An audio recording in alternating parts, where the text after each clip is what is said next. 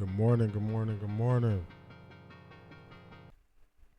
All right, let's get this intro. Let's get this intro going. All right, we got the intro going up the screen. Let me make sure I got my sound right. Do a quick sound check on my end, and then we're going to get this thing started. Listen up on my background real quick. Stay with me. All right, good. All right, so we got audio. So just a couple updates to the stream. So as you see on the screen here, I'm trying something new. So I'm doing the full 16:9 layout for YouTube now. Just wanted to check things out, see how the response will be with the full 16:9. So let me know in the comments if you prefer this or if you prefer the vertical stream. This gives me a little bit more real estate, more things I can show on the screen. So I definitely think that's a plus. Going to do this for a couple weeks and see how the response is to it. Also, if you look at the screen, now you see, what side would that be on? To your left side of the screen, you're going to see Streamlabs and Fanatics.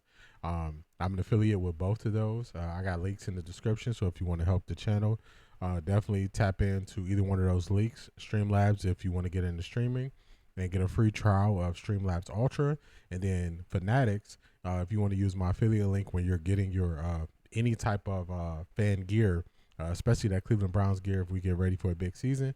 Definitely tap in there. To the right, you see all of my socials, so OffThaRecordDee on all platforms. So there is the new layout. Also, another announcement. I'm going to be doing audio podcast releases because I'm gearing up for some big things I have for the audio version of the podcast. So last week I realized that I didn't make it as clear as it should be.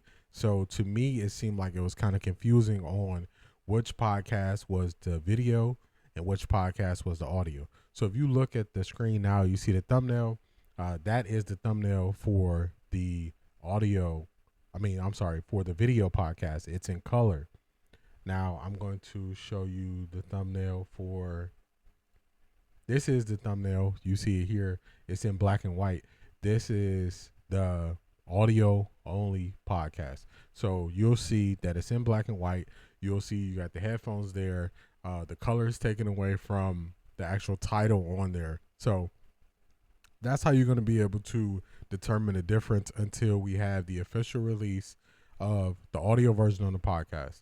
So right now you can get the audio version of the podcast. You can get it on YouTube Music, but really soon we got a big announcement. You're going to be able to get that audio version of the podcast anywhere you listen to podcasts. So you just got to subscribe, like, and comment. Stay tuned for the audio version so you can just listen to it wherever you listen to podcasts, because I do stream for 2 hours plus. Just want you to be able to listen to that on the go. You can be out working, doing whatever, and then you can check out the podcast. So that's how you'll identify the difference in which one is which. All right.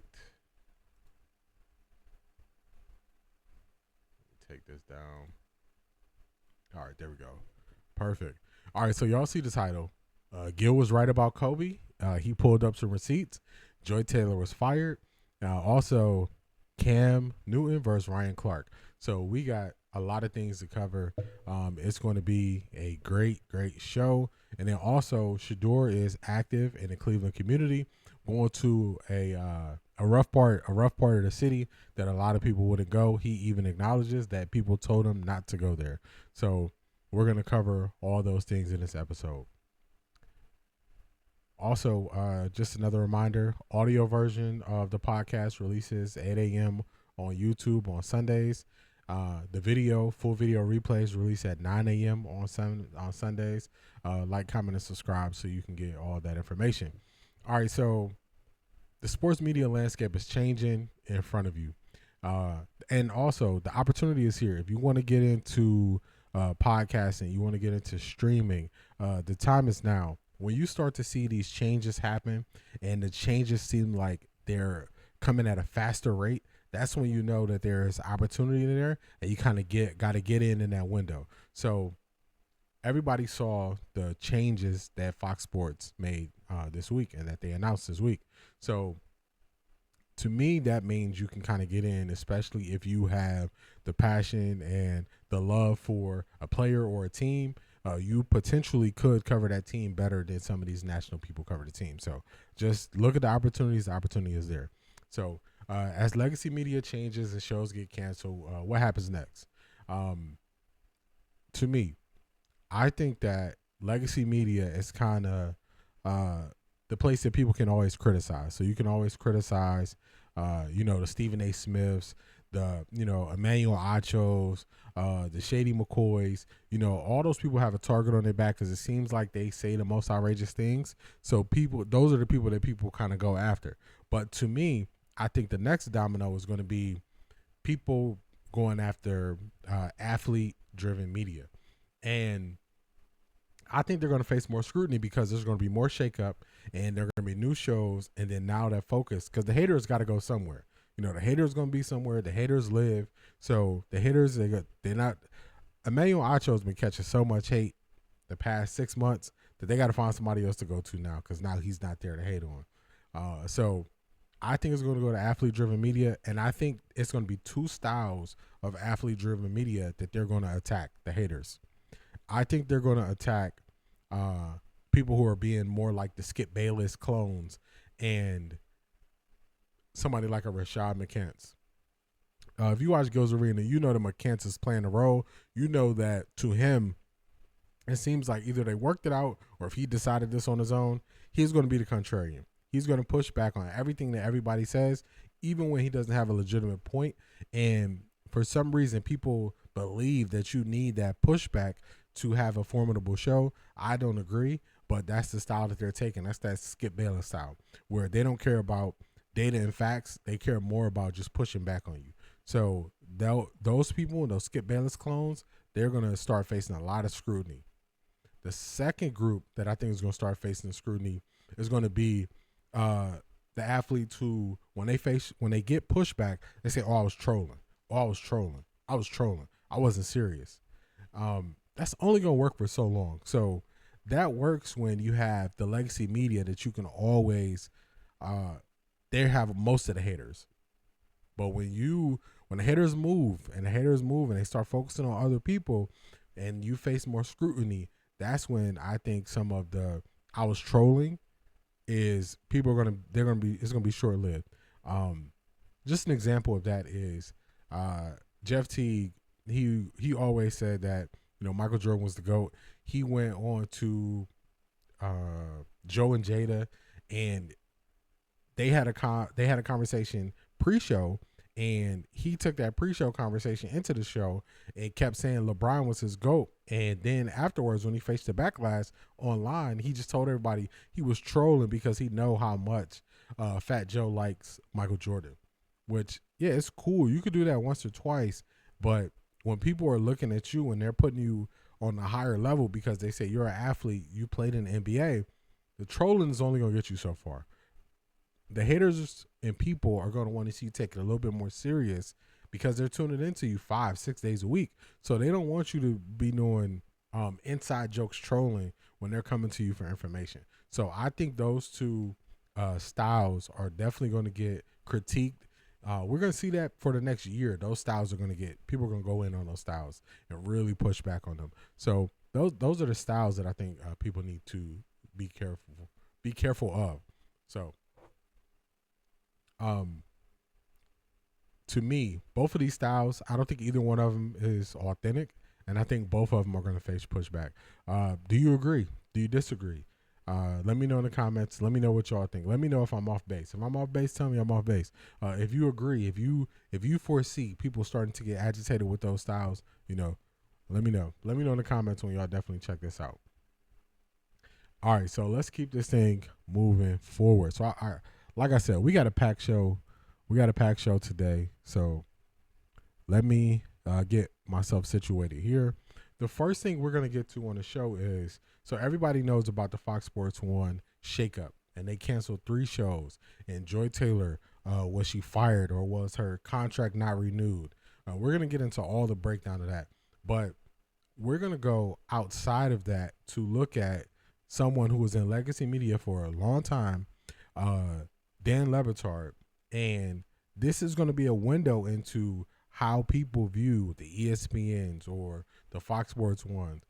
He almost can't understand why ESPN and Fox Sports 1 cannot reach a younger audience. So we're gonna get to his video, and we're gonna do some commentary on it. So let's take this down. Let's get this updated. All right, so we got that up there. So far so good. So this is gonna be, like I said, Dan Le Batard. I'm gonna put myself on mute and let's go. This is 5 minutes, so I'm gonna have to stop it a couple times, just to get my feedback. Very useful, all the videos I'm using today. Let's go. Happening at Fox Sports. I know that we haven't talked at all about the firing of Craig Carton and Joy Taylor and Emmanuel Acho, and that now they've got a makeover there. Fox has been having trouble since Jamie Horowitz left there, and they are now making over the entire thing. And what are they doing with their big noon kickoff that is now legitimately rivaling one of the biggest sports studio shows there's ever been, ESPN College Game Day? This is all according to media reports. It doesn't seem like it's finalized, but headed to that direction where Dave Portnoy joins the cast of Big Noon Saturday, and it's a part of an overarching deal where FS1 would rely on Barstool for a lot of its daily content as a cable sports network. So that is a giant achievement for Barstool, and it's where the country has shifted in terms of, and the business has shifted, where these giant companies have to go outside of themselves in order to find something that reaches young people, because they don't know how to do it on their own. It's also expensive to. All right, so I'm just going to jump in real quick here.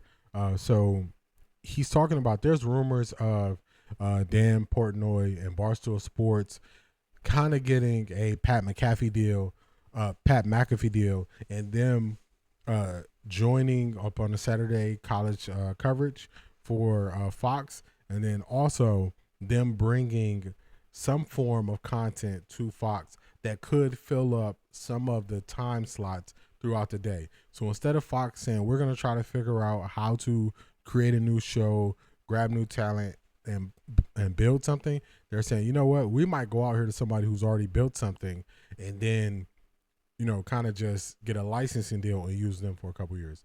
The funny thing about this is a very similar shift if you go back to how things were in the music industry. So in the music industry, it used to be a long time ago. I'm gonna show my age here, y'all. So you used to have to sign with a record label, and then you sign that record label, and then they had all the access to the radio stations. They had all the access to get you on tour, get you on shows and everything. And that record label, they determine the outcome of your career. So that worked for a long time. But as technology got better, and as we went from, you had to spend hundreds of thousands of dollars on the studio, we got to the point where technology got so good, every person can have a studio at their house. This is a studio. Technically, I have the capabilities. I could record an album where I record my podcast if I wanted to.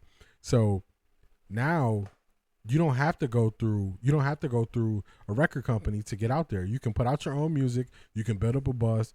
You can be independent. You can control all of your publishing, and you can move things forward. Now, when you go do a deal with a record label, you're doing a partnership deal. You're doing the deal that Master P did all these years ago. But the difference is, Master P, it was groundbreaking.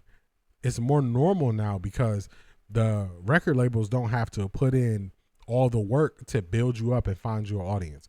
It's very similar to Pat McAfee going to ESPN. He had a built-in audience. He had a built-in core. He was doing this on YouTube for so many years. Once he built that in, when he went to ESPN, that was a partnership. It just put him on a broader scope. But he built the show and brought his audience to ESPN. So ESPN benefited without having to do everything to build up the talent, to sell the story, and to get him a following. So that's the thing that's changing. And some of the older people in legacy media, this is happening right before their eyes, and they can't come to grips with it. They can't understand how ESPN can't put on good shows. Fox Sports can't put on good shows. They can't reach anyone that's younger. Well, the first thing I would say is look at the ages of all the people that they just got rid of. I don't think they got rid of any person under the age of 35. Every person that they just got rid of was older. How does a 35-year-old speak to a 16-year-old when it comes to sports? Their takes are going to be different. Who they view as the best is going to be different. How they consume sports is going to be different. That 35-year-old, remember, is going to sporting events and also watching whole games at home. That 16-year-old usually watches highlights and spends more time in the comments talking about who they think is better and what they think happened and trolling people. So how do those two worlds merge and come together? It's a big disconnect. So you need someone who is in the world of reaching the 16-year-old sports fan who you can make a sports or a person who watches your network for the next 15 to 20 years.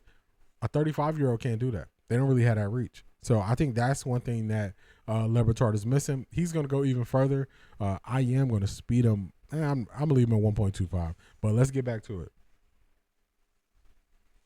To create your own content, and I think some of these networks are finding, even if you commit a lot of money in salary to a Pat McAfee, if you have a licensing agreement, the overhead is actually more cost effective on their books and planning out budgets for original content. But what is the report that Portnoy's just going to be on the show? That's a report that he's going to be a part of Big Noon Saturday. We don't. And then they might create a show I saw with him and Big Cat just for FS1. Yeah, because they have a popular Barstool College football kickoff program that's been exclusively on social media and online. And if FS1 does a co-branded thing, they can. It's kind of like the McAfee model. This exists already, and we're just gonna put some FS1. That's a great idea. I am legitimately surprised in 2025 to see these giant entities like Fox and Disney have to figure out a way to go outside of their own talent pools in order to rent the audiences of others. But why are you surprised? Mike's saying it's easier, it's more affordable. Yeah, it's John the right way to Skipper go. tried to do it like 10 years ago and fired them after an episode. That is correct, and I'm still legitimately surprised to see the proliferation of having to do it outside because you can't do it for yourself. Fox has had a long time to build what they've built over there, not just inside sports, but outside of sports as well. And Fox's initial foray into this environment was to go get Skip Bayless and to go get Colin Cowherd because they don't actually know how to build their own young thing that reaches young people. No, it's not just them. Nick Wright is responsible for I think the highest rated show on their network, and he was a star that was cultivated and developed by FS1. He's a legacy talent over there, but this is not a new concept. And I don't know why people don't think this. Maybe it's because it's not an outrageous personality like Pat McAfee or even Barstool. What's the biggest daytime block in the history of ESPN? Daytime. It's, pardon the interruption. That was a licensed show. They out. So this is where legacy media is kind of missing it. And you see he's really pushing back. He really is saying, I don't understand why they can't reach basically a younger audience. Just look at it. You're a guy sitting there with a face full of gray. I mean, I got my grays too. Y'all can't really see him, but how do you get somebody? How does Dan? I guarantee you, if Dan Le Batard looks at his analytics, he's not going to see the 16 to 24-year-old crowd watching his show. So he has no attachment to that crowd. You're going to look at the shows they got rid of, Breakfast Ball. I guarantee you they didn't have an attachment to that crowd. You're going to look at Speak. They didn't have an attachment for that crowd. Speak actually inherited Undisputed's YouTube, and they couldn't do anything with it. And I think that was a mistake. In hindsight, I'm looking at it as a mistake because now you couldn't really see if people were engaged for them or if people just watched because they were already subscribed to Undisputed, and that was such a big show. But this is very clear to me. The landscape is changing, and usually people can't see it as it's happening, but you really got to be an open-minded older person to see this as it's happening. You just have to know that things are changing. Things aren't the same. And Dan is like, I don't understand. Why can't they put on? Another issue is they have 5 versions of the same show. So if you start with Breakfast Ball, you have 3 guys. You have 1 athlete. You have 1 guy who's coming up in media, and I think his name is Danny Parsons. And then you had Carlson. So Carlson was from the radio.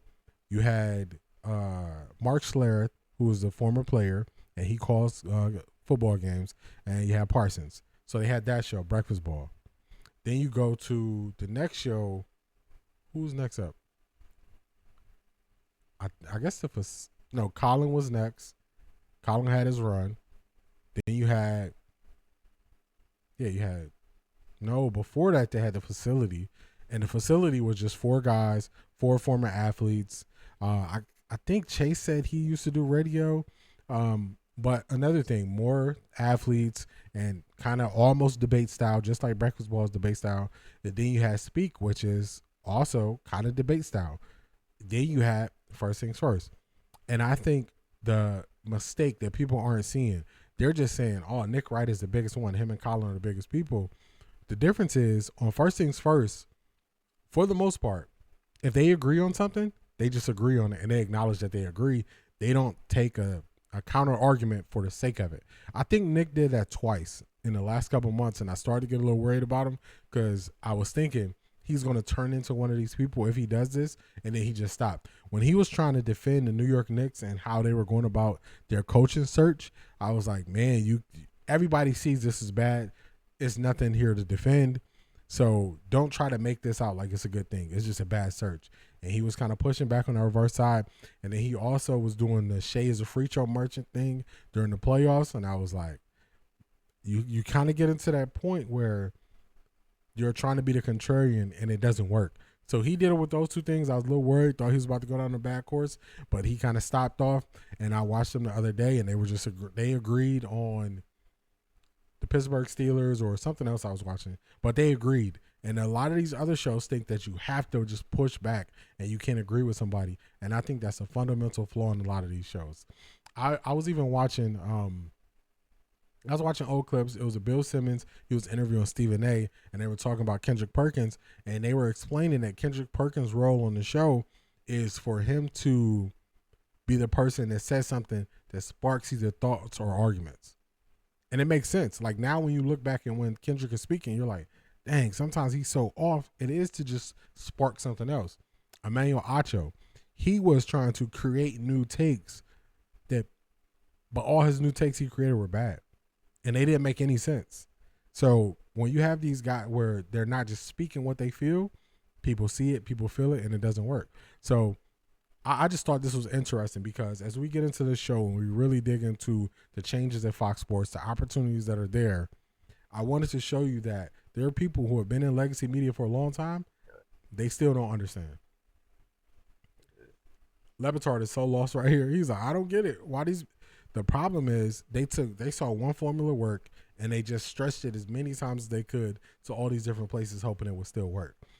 A lot of these shows, they rarely had their own segments that were kind of just for them. So if you look at First Things First, which is the best show on Fox, they have Knicks ladder, the QB ladder. They have different pyramids that nickel bill with different ratings. They have creative ways to do those things. They have the Bud list with Chris Broussard, where he talks about weekly who's on the Bud list and who needs to step up. So they have creative segments inside of their show. They're also doing something, which is a great idea that I might kind of take, but I'm going to tell you all about it anyway. I used to watch The Office. The Office is one of my favorite shows. They took that kind of interview style that Office would do during shows, and they've added that to their social media after shows, and that's something that I might take and use once I'm doing more live streams. But they've added more to the show. If you watch all the rest of these shows, it's just the same thing. It's the same thing over and over and over again. So you got to get creative with the shows. That's a part of the problem, is they're not getting creative. Another problem is the people they have on these shows have been in legacy media too long, and they just keep shuffling the same people. It becomes a job. It's like I said about Stephen A. If you're not excited to cover the sport that you're covering, move out the way, let somebody else cover it who would have that excitement. You always need to be refreshing talent so people stay tuned in. If you're not refreshing talent, the person needs to rebrand themselves. Look at 2 Chainz. 2 Chainz has so many different names, and he always rebrand himself to stay fresh and relevant, and that's something that you have to do. So even in sports media. But that is Dan Le Batard not understanding kind of what's going on. So the next thing we're going to get to, which is something that everybody's been speaking about this week, the main takeaway is Joy Taylor being fired. You won't be working with you. Whoops.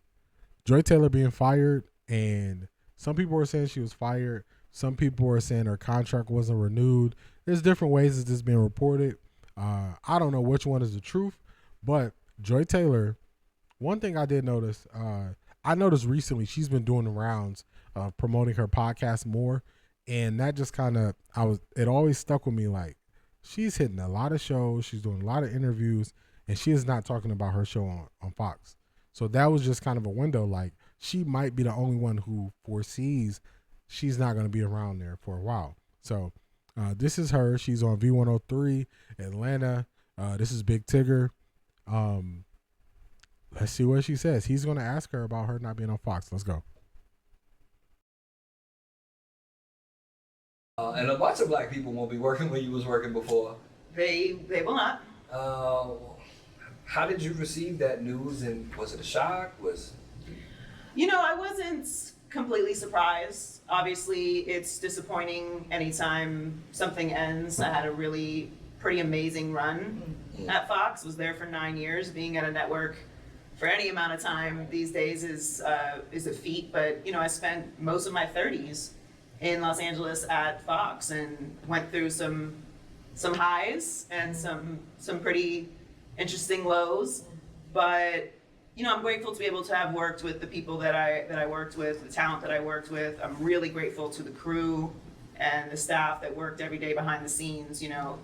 We know being in this business, we're obviously front facing, but there's so many people that do so much work to make sure that the show goes and that, we look good and we sound good and everyone can enjoy a good product. And those people don't get mentioned when these things happen. But, there's a lot of people that will be looking for jobs now. So, my heart and spirit is with them as well. But, everything comes to an end. Like, shows get canceled in this business. Obviously, my name is the headline and, my picture is more clickable.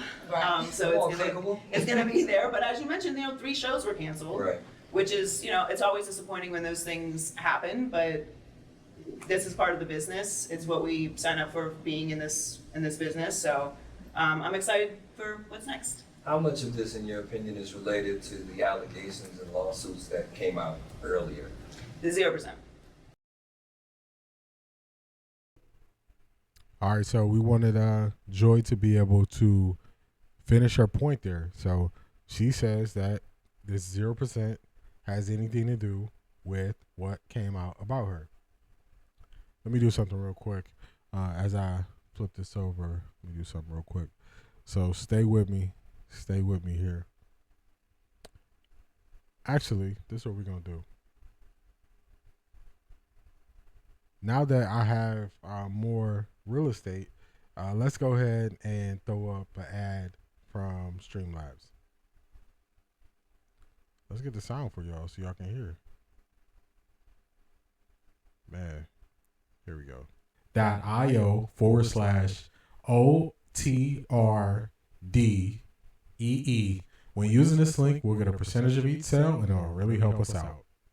Take your live stream to the next level with Streamlabs. Easy setup, pro overlays, built-in alerts, and all the tools you need to grow your stream with a free 7-day trial of Streamlabs Ultra. Start streaming smarter at streamlabs.pxf.io/OTRDEE. When using this link, we'll get a percentage of each sale and it'll really help us out.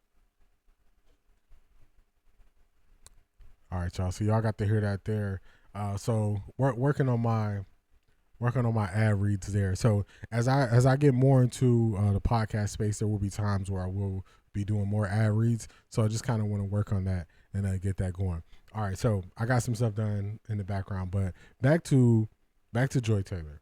So at the very end of that, he asked her directly, does she believe this had anything to do with the allegations and the lawsuit that came forward? She said no. She didn't elaborate. She just said no. It had nothing to do with that. That is her take. She's entitled to how she views the situation and how and why it played out this way. So that was her take. Excuse me. So before that, she talked about how it impacted and affected so many people with them canceling 3 shows. I would say that to me, like I said, I already kind of spoke on Breakfast Ball a little bit, but to me, those 3 shows. Let's move Breakfast Ball to the side for a second. Speaking of facility, I could not tell you which show is which. It almost seemed like some of the people were interchangeable. I want to say, to me, it seemed like Emmanuel Acho was on both shows. It seemed like sometimes Joy Taylor was on both shows. It seems like the times they were back to back. Sometimes I couldn't really tell the difference between the shows, and that's not a good thing. So when you tune in and you click on my thumbnail and you say I'm going to watch his live stream, I want my live stream to be able to differentiate it from other live streams that you see. And if you have a show and you can't see the difference between those, I don't believe that's a winning setup just from the beginning, just from the aesthetics of it. So if I can't tell you who's on speak and who's on the facility and get them interchanged, that's an issue. That means the shows are too similar.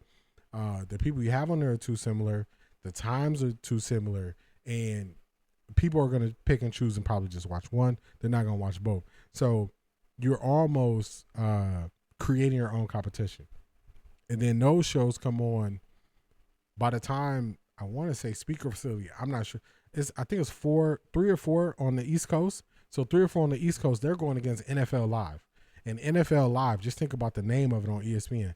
NFL Live is a straight NFL show. You know exactly what you're getting from that show. So where you have on the Fox side, kind of you're not sure what you're getting. You're kind of getting debate, kind of getting breaking news, kind of getting hot topics. So you're getting like a First Take Light on Fox Sports 1.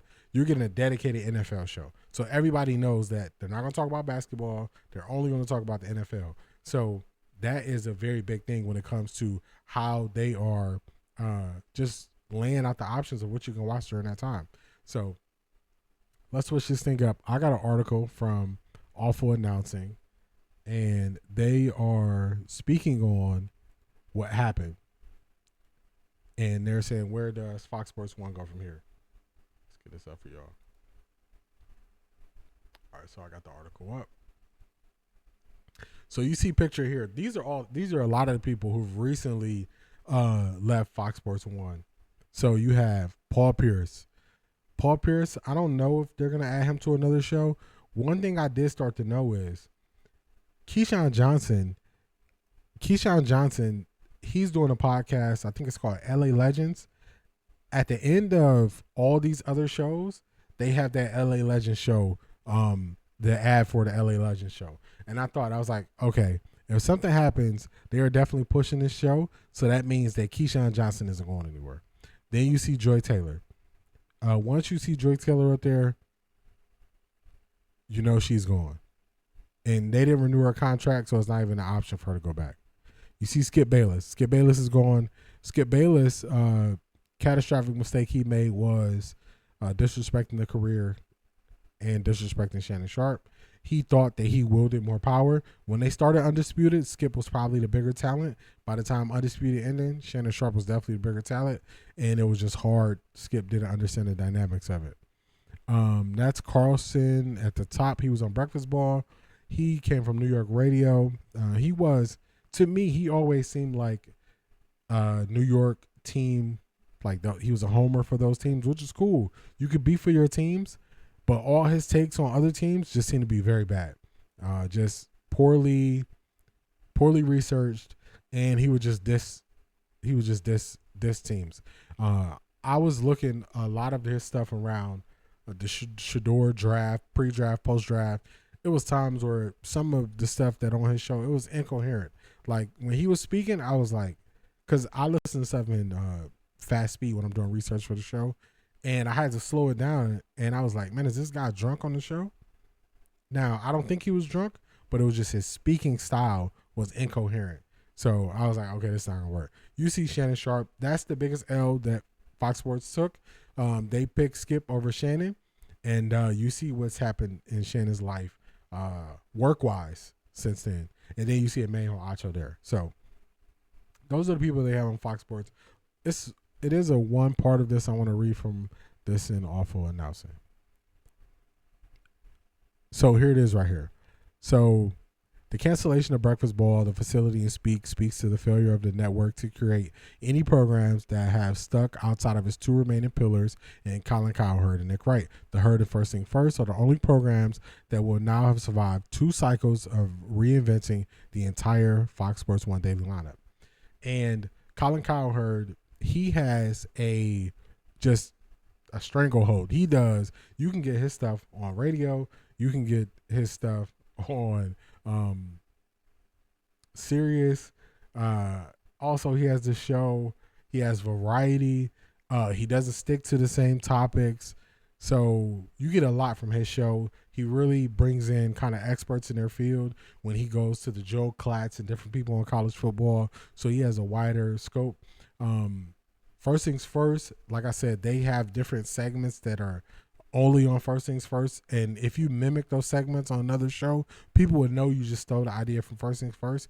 Also, they're starting to branch out and go into more baseball, go into more NASCAR, which are other things that Fox has deals with. So those 2 shows are the only ones that survive. And you don't have it's not a big window of room from now to the football season. And whatever shows, whatever you're going to do in those time slots to fill up those 7 hours of shows, you got to do that in 2 months. And this is what happened when Shannon left Undisputed and Skip had a couple months. They were off and they just got all these people to come on and do Undisputed, and it just seemed thrown together. And he kind of was trying to emulate what Stephen A. Smith was doing with First Take. We're bringing on a lot of former athletes and having them debate and having a rotating cast and have a little win and all these things. To me, that formula is done. It would have been, and also another formula is done is talking about the same thing over and over again. One thing I vividly remember from Undisputed was if you watch the first couple of blocks of Undisputed, you didn't have to watch the last half an hour. The last half an hour, they would just do shorter versions of the longer blocks that they did earlier in the show. And that was a Skip Bayless driven thing. And once I realized that, I was like, there's no point in watching the end of the show. And people fall for that mistake. So those are some of the mistakes that Fox has kind of ran into and just been struggling. And Colin and First Things First, they kind of got him, they got the leverage now. And that's the position you want to be in. You want to be the leverage where you see everybody else is failing.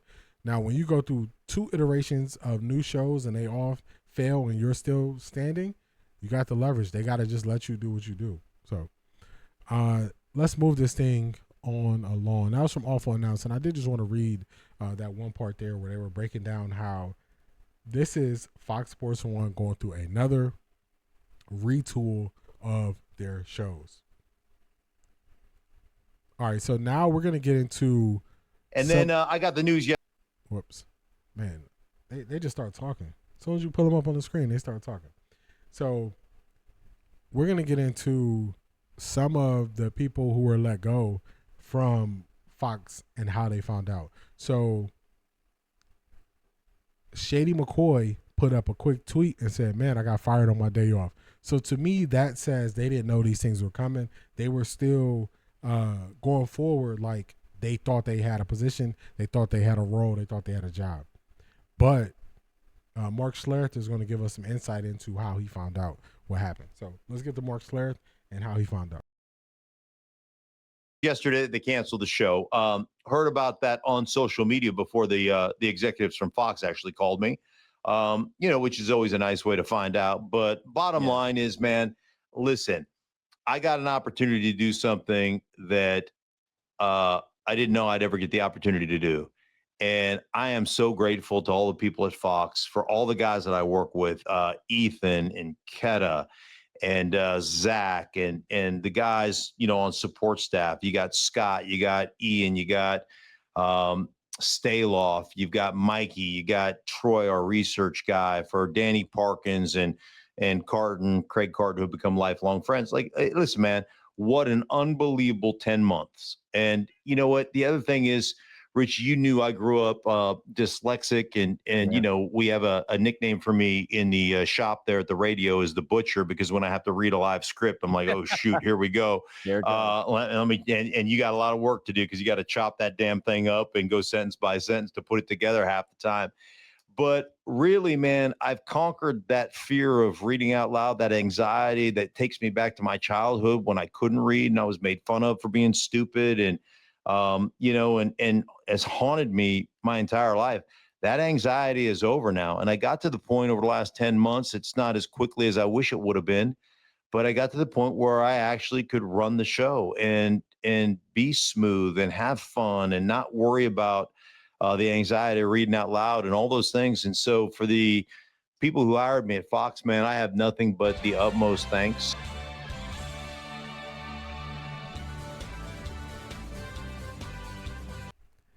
Man, shout out to him for being vulnerable there, explaining what he went through with, him being dyslexic and him just having a fear of reading in public and in front of other people, and him being teased about it as a kid. That's a big breakthrough. So we kind of have these fears that, that are with us as we're younger, and then we carry them into we're older, and then they limit us. So he had that fear. I mean, he played in NFL, had to speak post-game press conferences and things like that. He actually calls games. He's good at calling games, live NFL games. He calls them. But his thing was reading. And I got to commend him for just being open and honest about that, because I didn't have a reading in public fear.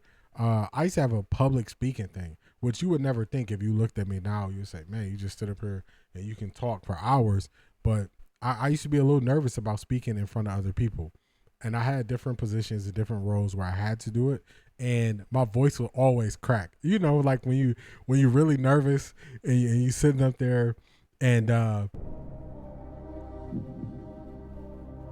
that's how my heart would be pounding. And I'm just, every time I'm speaking in front of people, my voice just cracking. And it doesn't even make sense, because if you listen to my voice rarely cracks. The whole time I'm speaking on this podcast, you won't hear my voice crack. But that was the nerves coming out of me. And I definitely commend him for being honest about that, because there's people who are nervous. They want to start a podcast and they're nervous about, putting their face on camera. They're nervous about putting their voice on camera. And I would say, just go for it. Just try it. What's the worst that can happen? The worst that can happen is you don't like it, and then you try something different. But which thing would you be able to live with? Having a great idea and never pursuing it, or having a great idea, pursuing it, and it not working? For me, I'm always going to live with pursuing the idea and it not working, and it's something that I learned from me pursuing it. So that's big ups to him. Another thing, man, the way a lot of people think the corporate world works, things work in sports and entertainment, they always call athletes, and they want this professionalism, and they want this loyalty, and they want all these things from the athletes. But you see, he saw on social media his show got canceled before the executives at Fox called him and told him it got canceled. So you have 3 people on Breakfast Ball you had to call. You have between 3 and 4. Let's say we got 4 people on speak, and you got 4 people on the facility. You got to call 11 people, and y'all couldn't call those 11 people before the news got out. Which that's messed up. That's the same way that athletes are starting to see that, or not athletes. That's the same way that fans of athletes are starting to see that teams do this stuff ruthless. And they just think that, oh man, the athlete is being stubborn, the athlete is being this. No. How many different times and ways are you going to see billionaire owners, sports teams, media companies handle people poorly before you believe that it happens more than you think? And I think people are fighting with the idea of how things happen. Look at Cincinnati Bengals. At first, everybody said the Cincinnati Bengals should just sign their 17th overall pick, Shedeur Stewart. And everybody said, oh, he should be happy to be in the NFL. Now, a month later, after people got all the news and they got the word about it, people are saying, oh, the Bengals tripping. They're badly or a poorly ran organization. it's been people who've been saying they've been a poorly ran organization for years. And people, as they see more, now they want to be able to critique it and say, oh, this is messed up. It always been messed up. You just didn't see how it was being done to know that it was messed up. So I wanted to get to that. I really wanted people to see that. I really wanted people to see two things from there. I wanted to see what he was able to overcome in that 10 months, his reading and his fear of doing that in public and how he got better at it. And then also I wanted people to see that they didn't even have the decency to tell them before the news got leaked. So that's just crazy. So Fox Sports, man, you got to do better. Let's keep this thing moving forward. So Marcellus Wiley, I tell y'all, man, whenever I do something or I cover Marcellus Wiley, it's a big thing. Whoops. Man, everybody jump on my screen, just start talking. Calm down. You going to get your time. Well, I'm going to let you speak. I'm not going to just run it. So Marcellus Wiley, he was at Fox Sports 1. He is going to break down how he viewed everything that happened. So this is an hour long. Of course, I can't play the whole hour. If you want to see the whole hour, go to his show. But I think it's about a good 15 minutes of this that I want people to see. So let me get to it. Let me find the spots of where I'm like, man, that's really good insight there. So I think we can skip in a little bit while he's fixing how it's going to look and all that stuff. Okay, here we go. Let's get to it. Like some kind of Compton energy, because I really don't hate people. I beef on something. So I ain't stupid. Y'all are gonna make me a hater.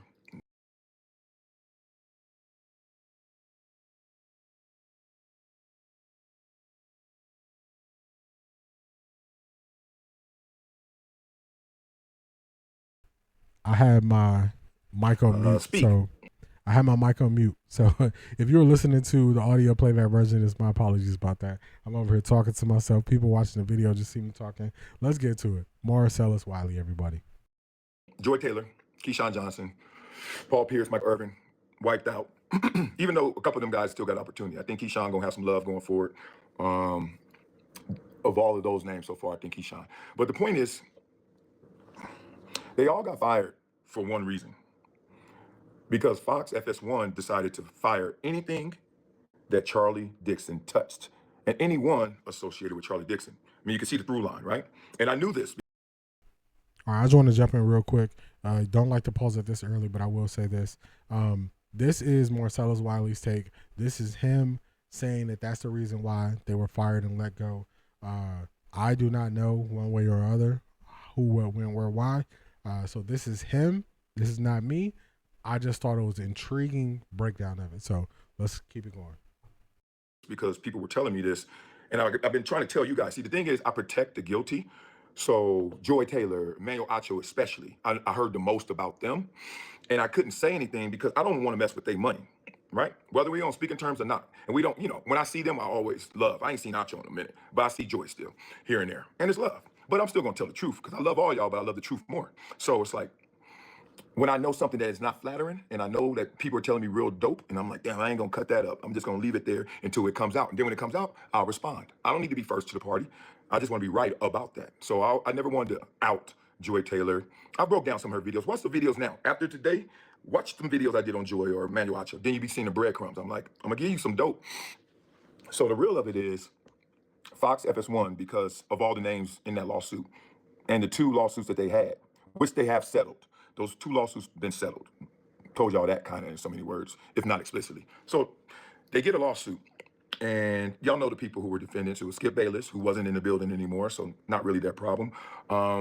Charlie Dixon, who was the head dog, not Eric Shank's head, like running FS1, but running. Everybody you saw on TV was because of Charlie Dixon. You had to have some kind of relationship. He had to have some kind of affinity for you, right? So that's how that went. And I knew Charlie Dixon way back 2007. Him and Jamie Horowitz helped me get into the game, Sports Nation, and then bringing Sports Nation west to LA in 2010, and then going to FS1 in 20. So he's giving just a background on the people, so the who, what, when, where, why. Let's skip this thing forward when he's actually kind of getting to more of the information. I can work with anybody. So I didn't look deep into like Acho. I was just like, all right, cool. And then when I started working with him, I was like, oh, okay, this dude want to be a star. That's good, because if he want to raise the tide, we all gonna ride and we all gonna get higher, right? And remember, this is about Charlie Dixon. I'm gonna get back to the story. So Charlie Dixon put this together. So it's me and Acho. And then it started to get weird, really weird. Gotta remember who my teammates have been over the years, right? Michelle Beto, Carissa Thompson, Kerry Champion, Max Kellerman, even Colin Coward, a little bit, doing Sports Nation with him. I go with my radio guys, but the point is, we've always had this real candid conversation of like, what you got going on, what you want to do, what you don't want to do. And this was the first time I didn't have that relationship with somebody, with Acho. He would act like it was candid, but he forgot I've known Charlie longer than him. So Acho would go to Charlie all the time and tell him all the things that he wanted. And some of those things he didn't want with me. Let's just say it nicely, right? And I knew it from hello, like day one. And I'm looking like, and then you working with somebody and they like, oh yeah, man, I love mustard. And then they going upstairs or they going somewhere else like, I hate mustard and I hate anybody that likes mustard. You're like, what? So he was like, That's a revelation there. He's speaking on how Acho's alleged desire to be a star and a mainstay and a face of Fox Sports really drove a wedge in between them. Not like I hate you wedge, but more of a I'm a smile in your face and then I'm gonna go say something different to the bosses so I could keep myself looking clean and keep myself looking good. So that's him saying that about their relationship and him explaining how he knew the person that Acho was going to about these things longer than Acho, so he was getting word about what was actually happening. So, man, that's kind of crazy. One thing I think people forget in all of these situations, these are human beings.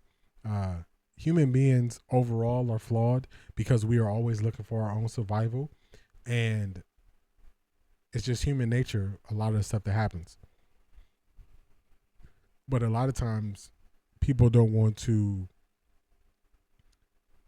act like they've never done anything wrong or they've never done anything that they wish they can take back, where they would say, man, if I could have that back, I would handle that differently.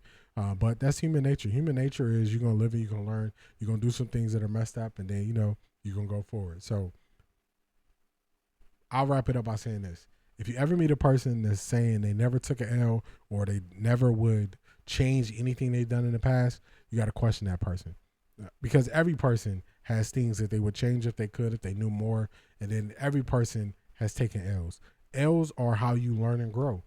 If you think about people who go from industry to industry until they really find that industry or that niche for themselves, everybody does that. So if you ever hear somebody say never take an L, that's just a person that's lying to your face. So let's get back to Marcellus. He was backstabbing me. And it's okay because that's the game. But the craziest thing is I kept hearing it from him, Charlie, others that are faces and names and personalities that work there. So I don't want to out them because, look, they told me in privacy and candid. So I'm working with a dude that I know that don't want to work with me. And then it happens. They start giving me these bad offers. I was like, ugh. Unbeknownst to me that this lawsuit was going to come. And then that opened up everything in my mind. Let me say this real quick. Two things. He said that he was being backstabbed. And then also, I hope y'all heard that. He said they just start giving him them bad offers. So whether you like Jason Whitlock, if you're a fan of him, if you're not, Jason Whitlock said that when it was time to renew his contract, they offered him, the offers were so bad that he had to say no. I'm not sure if it's this video, but Marcellus, in one of his videos, it might be this one, he was saying that he was making $2 million a year. They came in with an offer around $300,000 a year. So that's an offer where you have to refuse it because they're giving you, about 15% of what you used to make. So at that point, you're not going to accept that offer. So that's a side of the negotiations that people, they kind of never speak on, but that's a major thing. Who would take 10 cents on the dollar to do the job they're already doing? Nobody would take that level of pay cut. So that's a key with how they can still come out and say, we offered him, he didn't accept the offer, which it's not a real offer if they're cutting you back by that much. So let's keep it going. Because it now started to make sense. So here we go. Here's the real. The whole allegations against Joy Taylor and Charlie Dixon, real or fake, because I'm not going to do the courtroom. I'm just telling you there's real receipts out there that says, hey, that was real. And the most real receipt is Charlie, when the first lawsuit hit, they put him on administrative leave. Second lawsuit hits, they let him go. Then I knew, people were telling me, Joy ain't long for this. They're going to get rid of Joy. And I was like, damn. I was like, okay, so that must mean she's guilty. It was like, it's not even that deep.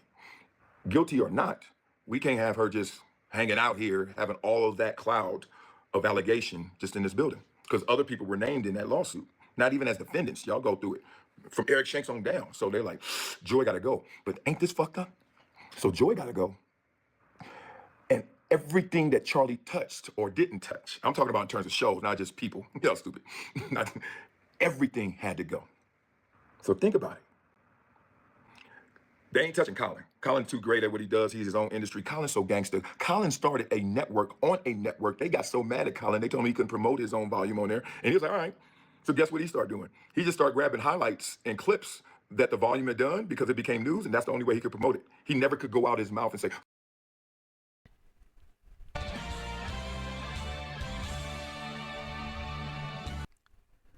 So when I'm giving Colin Cowherd praise, a lot of times when I'm giving him praise, the praise is not because I believe in all the takes he has. The praise is because he understands his leverage. So when they first initially got him, he understood his leverage. When they're going through this second rebuild of shows, he understands his leverage. He understood his leverage to the point where he started, like Marcellus just said, he started a new network. He started a competing network while he was on a network. Just think about that. You know, you are let's make it easy. You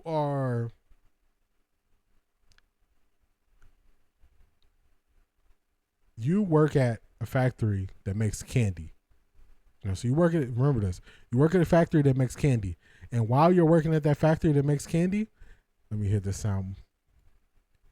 Let's pause this real quick. You work at a factory that makes candy. So while you're working at that factory, you create your own competing candy to go against the candy. Whoa. Hey. Gilbert. Who told you what's going on, man? You can't be interrupting my show, interrupting my thoughts. You're all in the videos. Man, come on. Somebody, Gilbert, what you doing, man? You taking me out. You interrupting my show. You gonna get your time to shine. We're gonna give you your point, you know what I'm saying, on the stage. But back to Colin Cowherd. Yeah, Colin Cowherd is the person who works at the factory that makes candy, and then he starts selling his own candy on the side to compete. And then when they say, oh, you can't tell people that you wear this candy, he just wore his shirt that promoted his company on it while he was at work. Man. So you gotta, this is not about his takes. This is about he handles himself as a business. Colin also wanted to move out of LA. And instead of him saying, hey, you know, working with them, he said, I'm moving to Chicago. You got to figure it out. So they got like a Big Ten studio for Fox in Chicago. People are saying it's not the biggest studio, not as big as what they have in LA, but he's using his leverage and he's saying, hey, y'all got to figure it out because I'm moving to Chicago. So that's how you handle business when you're in a position of power, because when it's flipped and they have the power and the leverage, you'll find out on social media that the show that you own is canceled and they won't even call you. So you got to use that leverage. So shout out to Colin on the business side of it. Let's get back to Marcellus. Let's see. So volume. He just started saying, look at this clip. And it'd be Draymond on his show. I don't want to hear that, y'all. We don't want that deposition. She was engaged. Y'all want to talk to Errol Watson, anybody? So I'm not going to guilt to innocent. I'm just saying there's some real receipts out there that can make this story go. So they're like, damn, we can't sit on Charlie. That grenade gonna blow up on us. So boom. I see you in the chat. Ralam, you said you may not be happy, but you feel vindicated. Yeah, I feel something. Like I said, to start this video off, I'm not happy when anybody loses their way, loses their job, because I know how that can feel. You wake up that next day and you're like, damn, where the money going? Because now it ain't deposits, it's withdrawals, right? But this, we saw this coming and we all felt collectively, vindicated is not the word. We just saw it coming, was like poetic justice. Like we were like, yeah, the world does listen. The world does care about doing the right thing. So anyway, let's get back to Charlie. They can't keep Charlie. And that's messed, because Charlie had worked his ass off to get to that position. But all that, they had their own investigations. They figured it out. They were like, Charlie, we can't keep you. But then if you can't keep Charlie, why are you keeping Joy? I'm just giving you the dominoes and the collateral damage. We can't keep Joy. But we're gonna string it along because we can't threaten Joy. We can't just cut Joy off. You gotta let her bleed out. You can't choke her out. You can't just say, bye. You gotta let it go. So that was level 1. And that's back in like April, I think. And I'm like, damn, I'm sitting on this information. I'm like, ooh, they about to get Joy. But Joy going around doing the podcast, talking about it. So I'm like, go ahead, Joy, tell them. She's like, we still talk. You saw her in the Breakfast Club. We still talking through it. I'm like, go get it. And then, this is the part that sucks. Because Charlie and Joy, allegedly, we got to get rid of both of them. Who else allegedly? Acho and Joy. So the crazy thing is, when I was working there, and Acho wasn't feeling me, but he was acting like he was, but then he's going to the boss, like every day to his house and all the time. We all used to go to his house here and there. I would go like every 6 months. Acho was going every day for like 6 weeks. Like, it's crazy. I was like, all right, go ahead, enjoy. You know, teacher's pet stuff. I was like, go ahead. If you take my job, it ain't my job, dog. That was my mindset. Like, I'm not about to go kiss ass or just talk to somebody unnecessarily just so I can keep the gig. I wasn't gonna do that. Now, that ain't pride. It's just like, dog, I'm not gonna be under your thumb. I'm 50 years old, dog. Like, if he don't like what I do, just tell me.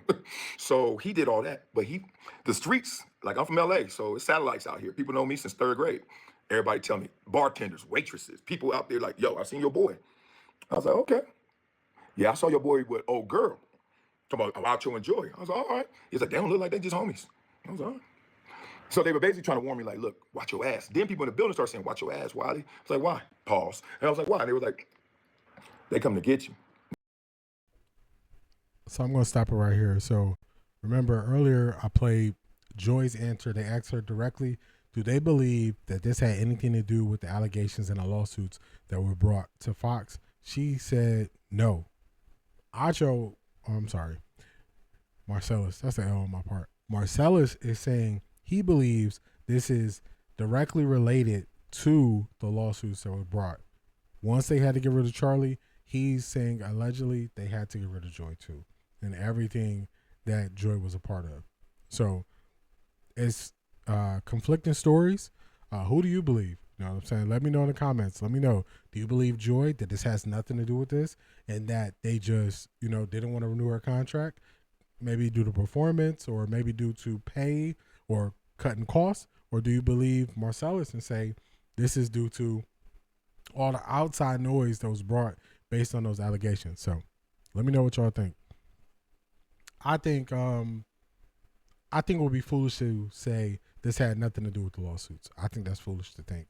Nobody wants to be attached to those type of allegations. Nobody. No person individually, no company wants to be attached to those type of allegations. So to just say that it has nothing to do with that, I got to disagree. I got to disagree with you there. And this also leads into let me do a quick read on what we're going to get with the new show. So the new podcast that's going to be coming out, this just gave me a thought. So I'm just going to read something to y'all real quick. Where is it? So when I'm looking at different names and I'm saying, okay, how do I want to promote the podcast when it releases everywhere? I'm not going to tell y'all the name just yet. You got to wait for the name. But this is how I'm going to describe some of the podcast. So no hot takes for clicks, just real perspective. Let me start this over. No hot takes for clips, just real perspective. I call it how I see it, whether it's breaking down a big game or calling out the media for how they spin the story. If you want sports talk with no agenda, you're in the right place. So that's the idea I have, that I'm not going to dance around situations even if they're tough. I'm going to pick a side and tell you how I feel about it. A lot of people won't just come out and say, oh, they think it's because of this or they think it's because of this. I'm going to be one of those people to say, this is the reason why I think this happened. So I think that's valuable.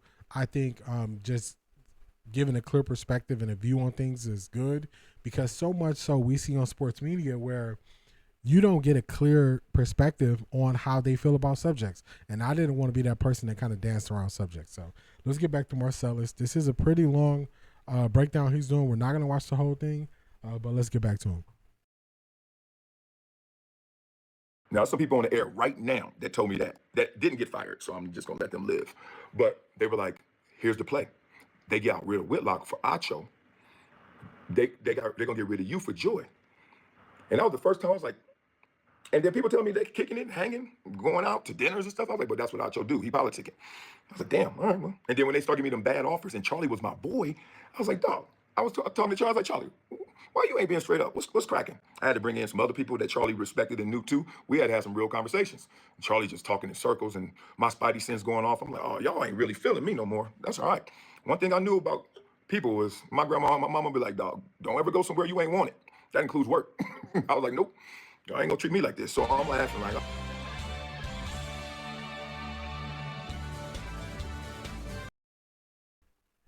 man, some of those old sayings that, you know, our grandparents, our parents said, they make so much sense now as you're an adult. As he just said, you know, don't go somewhere you're not wanted, even if it's work. That's so true, because the weight and pressure you're going to put on yourself and the way you're going to walk on eggshells going through situations, it's not worth it. So he was smart. He saw the writing was on the wall. Go check out Marcellus Wiley, That Dude TV.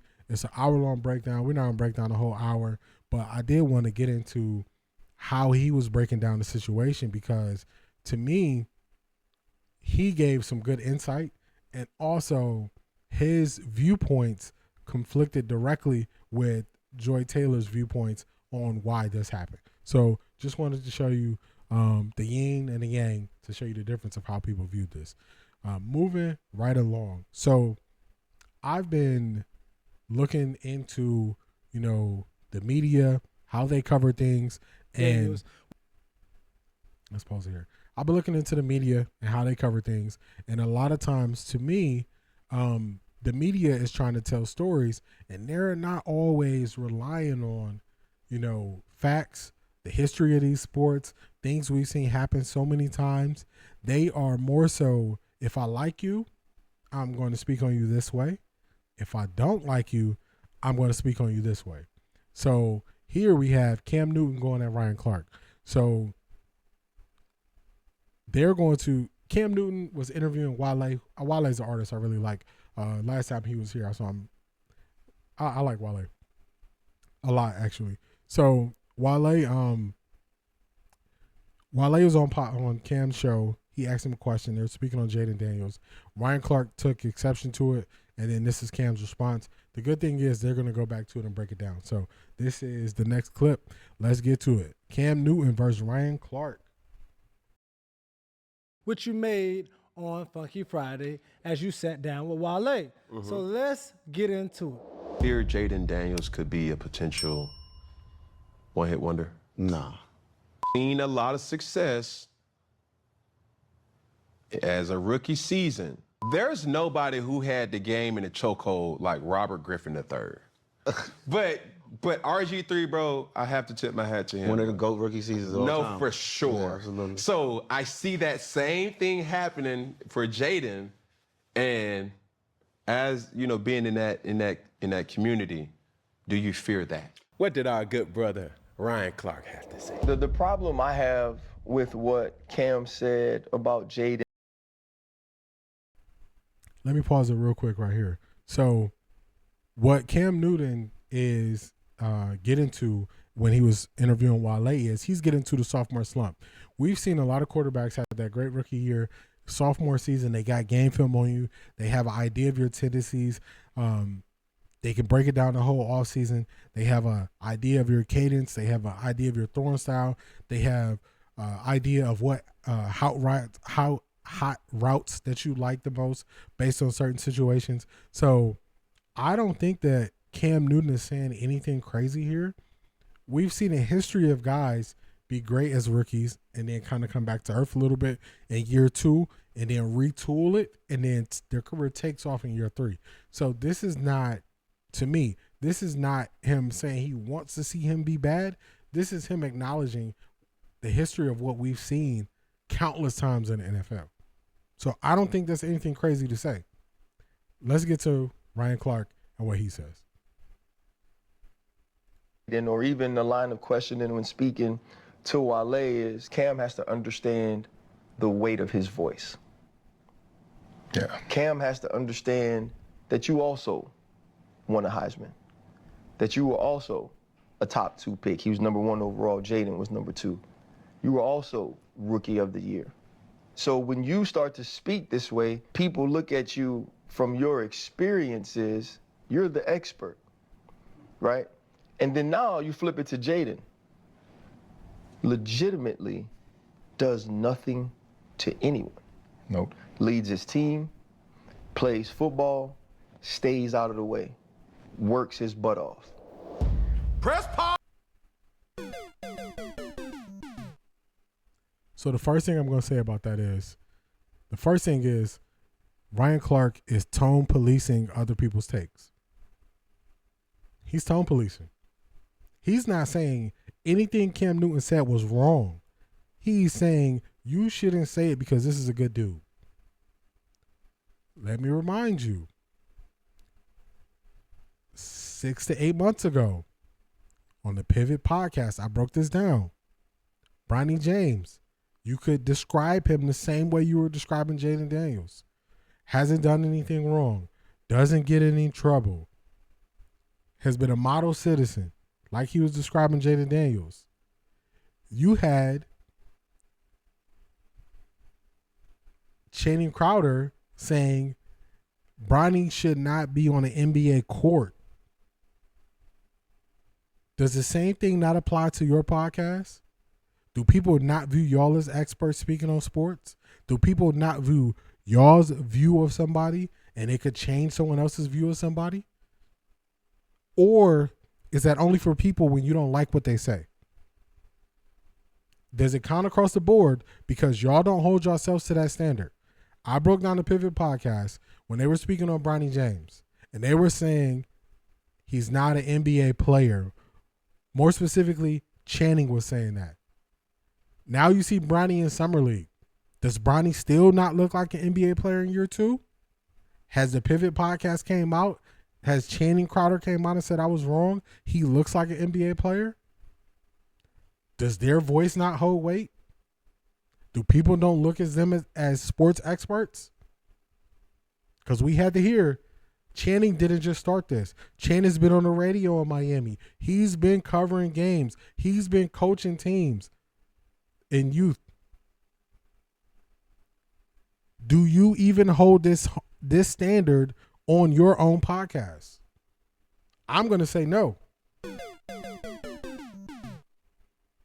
Because we've seen situations happen and you were not saying, hey, this could tarnish the view of this person. And you laughed it up when Channing was saying those things about Bronny. So my issue with people who tone police other people, they usually don't even hold themselves to that standard. They don't. I don't care about the tone. I don't care about the tone of how you say things. If this is something you stand on, this is how I view things, whether I agree or disagree with you. I want you to stand on exactly how you feel. And I want you to put it out there. And I want it to be clear. And I don't want to have to guess because I want to know exactly where you stand. I don't care about the tone or how you say it. Tone doesn't impact me. Tone doesn't affect me. When I was 6 or 7 years old, maybe I thought tone mattered. The age I'm at now, tone doesn't matter. I want to know where you stand at. I more so care about how you view situations than how you say you view situations. So this is going to be an L for me. Let's see how Cam breaks this down. Let's go, Cam. Right there. But just wanted to quote this. It said, no matter how much thought you put into it, it's going to be seen as hate. Let me follow up because they did add that part. No matter how much thought you put into it, it's going to be seen as hate. Could we not say this exact same thing about the Pivot podcast speaking on Bronny James? Could we not say the same thing? Don't throw stones when you live in a glass house, is all I got to say. Let's see what Cam has to say. All right. So a lot of times, Cam, you make statements and people view you as a quote-unquote hater. I'm not going to say all people, but some people, and especially the person or the people that it is affecting. But then also, I want you to talk about what is seen or deemed as hate as you keep it quote-unquote real with people. In honor of one of my favorite baseball players of all time, Ken Griffey Jr., Peggy, I'm about to knock this one out the park. All right now, brother. Let's change the commodity real quick. Okay. The commodity in that being music. There's gospel. There's country. There's pop. There's R&B. There's hip hop. There's electric. But is it music? It is. Now, the message right here is, even though we're talking about sports, is it a debatable topic? It is. And it's multiple ways to skin a cat. Or in this case, it's multiple ways to tell a story. Now, here's my issue with what Ryan Clark said. Ryan, you've been in the locker room. There's not one clear-cut person that is a leader. And even with that person, that leader doesn't lead like the next leader. I'll go a step further. When you go on any team, there's multiple coaches. Everybody doesn't coach the same. Get to your point, Cam. Say less. Well, when you're covering sports, there's not a right or wrong way to talk about sports. It's multiple ways or different angles that you can go and attack. This is what I have to say about you, Mr. Ryan Clark. You've basically admitted that just because Jaden Daniels doesn't do anything to anybody, he's a model citizen, he does everything right, that doesn't mean that we can't critique his game. I find that mighty strange. There you go. He brought it on home. So everybody fights for people to only talk about people's actual game. And then when you speak on their actual game and you speculate on the potential of something happening, now you can't say that. That's why I say the tone police thing does not work for me. People will try to tone police me. I don't go for it. I'm going to say how I feel about a subject. You don't have to do so what you're saying is, no, I'm saying exactly what I said. That's what I'm saying.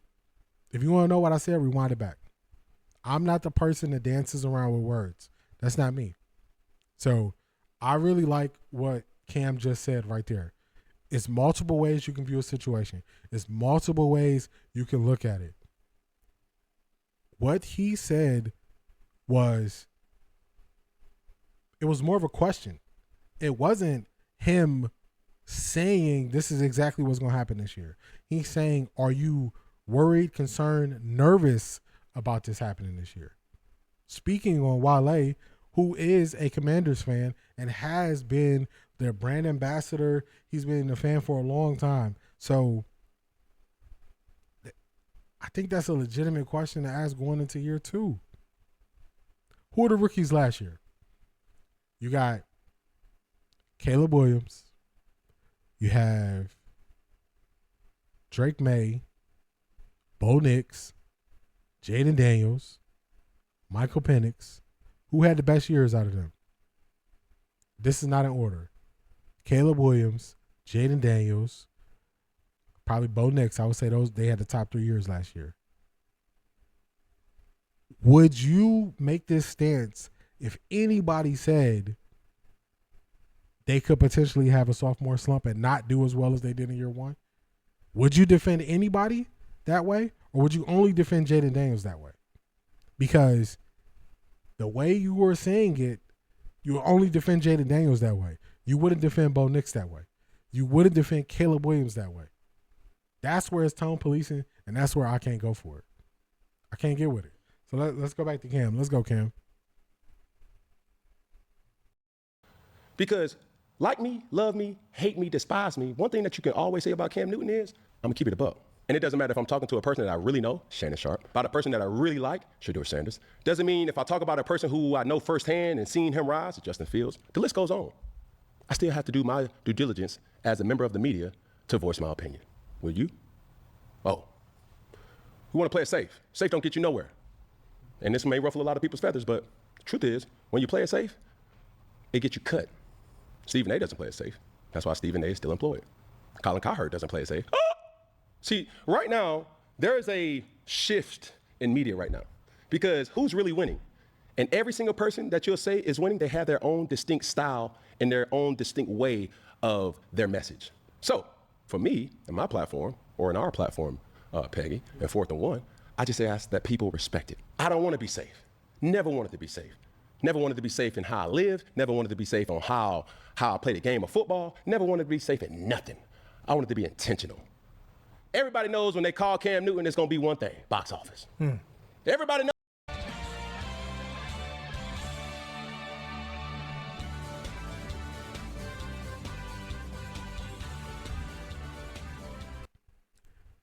So Cam just brought it home there. If you look at everybody he named and the question he asked, it's a very legitimate question. Who are the people who are winning in media? If you want to put Stephen A in there, you can say Stephen A. Stephen A has his distinct style. Colin Cowherd has his distinct style. Nick Wright has his distinct style. The people who you can't determine one from another, the people who unfortunately lost their jobs at Fox Sports 1, the Keyshawn, the Shady McCoys, Emmanuel Achos, the James Jones, Paul Pierce. What makes them stand out from one another? The only one that stands out to me out of all those is Emmanuel Acho, and it's not for a good reason. It's for his takes being so wild and so bad. So what Cam is saying here, I totally agree with. You have to have your own style. You have to have your way to deliver a message. You have to have something that makes you different from the next person to make people tune in, to make people want to watch it. If you're going to have blind spots, this is a blind spot. So a blind spot for Ryan Clark is, oh man, Jaden Daniels, such a good kid. He has such a great year. I'm not going to critique him. I'm not even going to question if he can have they got a name for it. It's called a sophomore slump. The sophomore slump goes across all sports.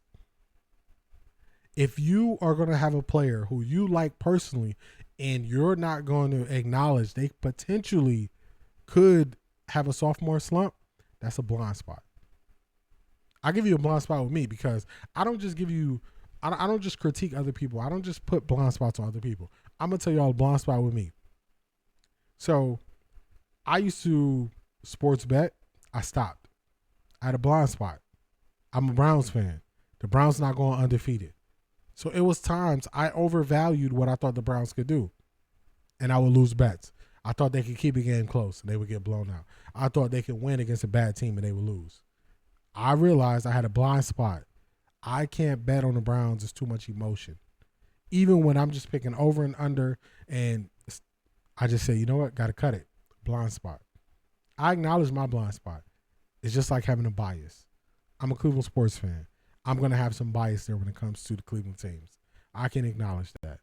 A lot of people everybody has bias. It just depends on if you're willing to admit it. So I'm not just going to call out other people for this. I'm going to call out myself for it too and acknowledge it. So Cam Newton is exactly right. Do you want to be the person who people can't tell if you're speaking or if 72 other people are speaking? Or are you going to be the person that takes the chance and goes out there, takes the chance and take that risk, takes the chance on having that hard stance, take the chance on getting behind a player and root for them because you see something else in them? Let's bring it to Cleveland for a second. Before the draft, I said I wanted the Browns to take Shedeur Sanders. I thought he was the best quarterback to fit Kevin Stefanski's system, and I thought he could bring the Browns success. I said that before the draft. I said that during the draft. I said that after the draft. When we drafted Dylan Gabriel, I was crying like Stewie. This was me.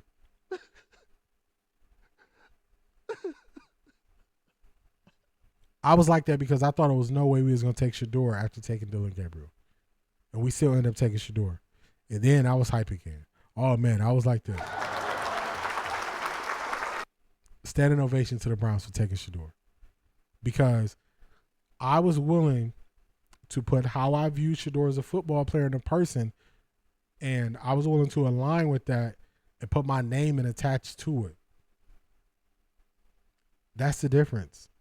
It's going to be times where you got to be willing to put your views out there, even if people disagree. We're going to get to that later in the show. It always comes up where you got to pick a side. Still dancing around the name of the podcast. It's coming. I even started when I said, you know what, I'm going to keep pushing this thing further. I'm going to do a podcast, and I'm going to have it available everywhere you listen to podcasts. And when I was coming, I was thinking of ideas. I was thinking about names and all this stuff. And the basis of it is, it's not called pick a side, but basically you got to pick a side. If you're talking on the subject, give your view on the subject, not dance around the subject. So if you notice one thing that's always underlying current, every topic that I go over, of course, it's a synergy where I'm giving the flow, the ups and downs of a show, pulling the emotion, all those things. But the other thing to it is I'm always telling you exactly how I feel about it. I'm not skipping how I feel about a subject. I'm always saying, you know what? I'm here, I'm there on this subject. That's the difference. And this shows that that's not what Ryan Clark does. This shows that he has a blind spot for people. Not to mention, Jaden Daniels went to LSU. Ryan Clark went to LSU. From Louisiana. Or LSU's in Louisiana. Ryan Clark is from Louisiana. I'm not saying Jaden Daniels is from Louisiana, but he went to school. Y'all get it. So you can create a blind spot, and you can identify that blind spot and then accept it and then work around that blind spot by acknowledging it and not acting like it's not there. Or you can put that blind spot there and then hide behind that blind spot or hold other people to the stance and the view of the blind spot that you have. And that's not going to be me, but it seems like that's going to be Ryan Clark. So let's see if there's anything else we need from this. I think Cam crushed this take. This is a 20-minute video. We're only less than 6 minutes in. Let's see if we need anything else from this video. Let's go, Cam. No, when they call Cam Newton, I ain't swinging to get on first base. I'm swinging for the fences. And while you swing, yeah, you may strike out. And everybody may be pointing as you go into the dugout. But guess what? I swung. So don't take what I'm saying as creating a false narrative in us beefing. No, I respect Ryan Clark. But Ryan Clark's safe. I'm not. So at the end of the day, while you critiquing who and what I am, please understand that I'm box office, baby. And if you don't like it, you at least commented about me. That still feeds my algorithm. I make content for the barbershop because I grew up going to the barbershop. God has blessed me that I don't got to go to too many barbershops now. That don't mean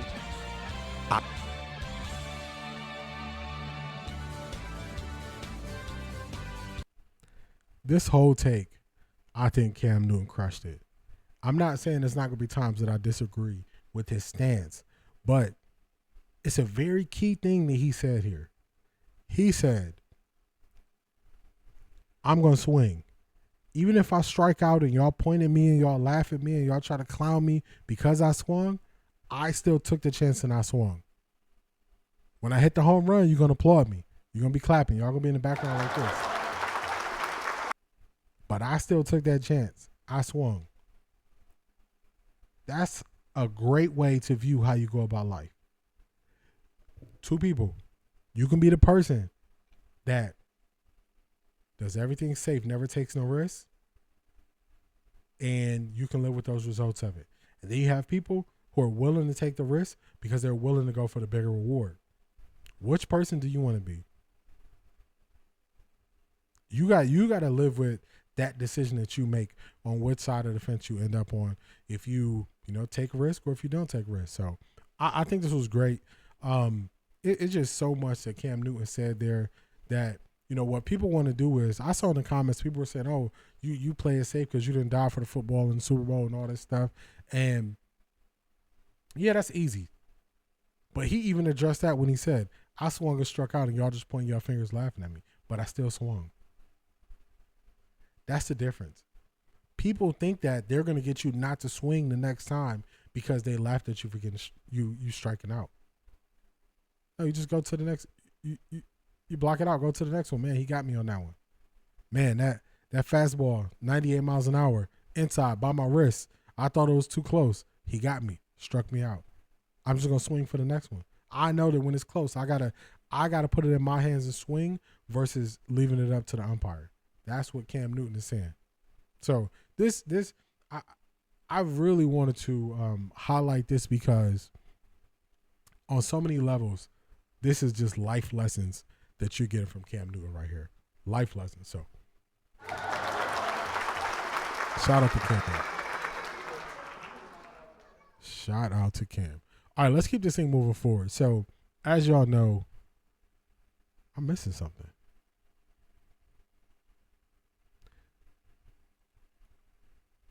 So we have. Ask you who is the best. Let me pause this real quick. We have Shedeur going into. We got Shedeur. We on the Browns now, y'all. We got Shedeur. Shedeur went to the hood, and he. Do I have it? I'm supposed to have a clip here. Let's start this clip off, and then I'll find it. I actually no, we're not gonna do that. I gotta find this clip real quick. So, let me pause for station identification. Let me give y'all a quick ad, and I need to find this clip. Help us out. Take your live stream to the next level with Streamlabs. Easy setup, pro overlays, built-in alerts, and all the tools you need to grow your stream with a free 7-day trial of Streamlabs Ultra. Start streaming smarter at streamlabs.pxf.io/OTRDEE. When using this link, we'll get a percentage of each sale, and it will really help us out. Take your live stream to the next level with Streamlabs. Easy setup, pro overlays, built-in alerts, and all the tools you need to grow your stream with a free 7-day trial of Streamlabs Ultra. Start streaming smarter at streamlabs.pxf.io/OTRDEE. When using this link, we'll get a percentage of each sale, and it will really help us out.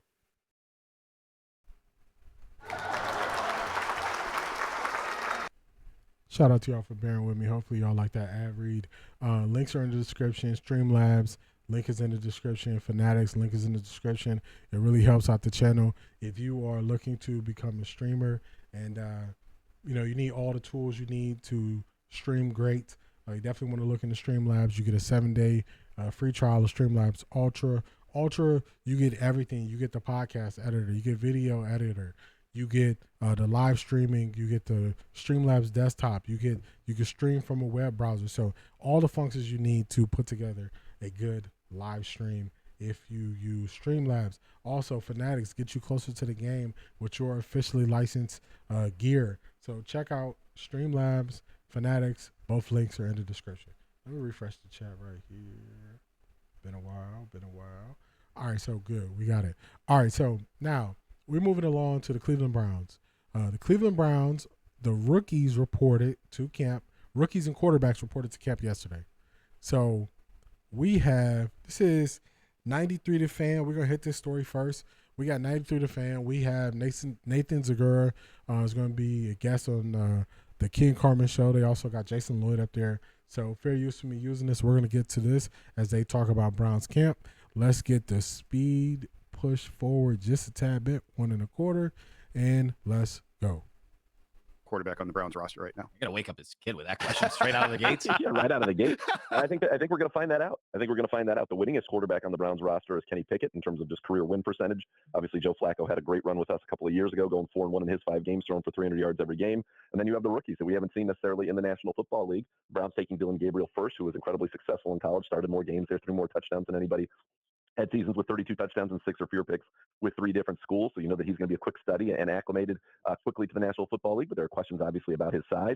And then you've got Shedeur Sanders, who, by all accounts, was a first or a second-round talent, even from his detractors on tape, that the Browns were able to get in the 5th round. And I think he's been very impressive in the early going, not only in terms of his ability to throw the football where he wants it, his ball placement, but then what he's done behind the scenes. And in terms of understanding what it takes to play quarterback in the National Football League, all the pre-snap things, all of the play calling, all of those things that he really wasn't asked to do much of in Colorado through no fault of his own. And he's been very impressive. So I think we're going to find the answer out to that question. I think what Browns fans really should hope and be more concerned with is not necessarily that we know that answer today, but that at the end of the year, there is a quarterback that you feel comfortable saying, this is the guy. And you can do kind of what the way the Chicago Bears did it and really build a franchise very quickly, starting with 2 first-round picks next year. But that can only come if you've got that guy.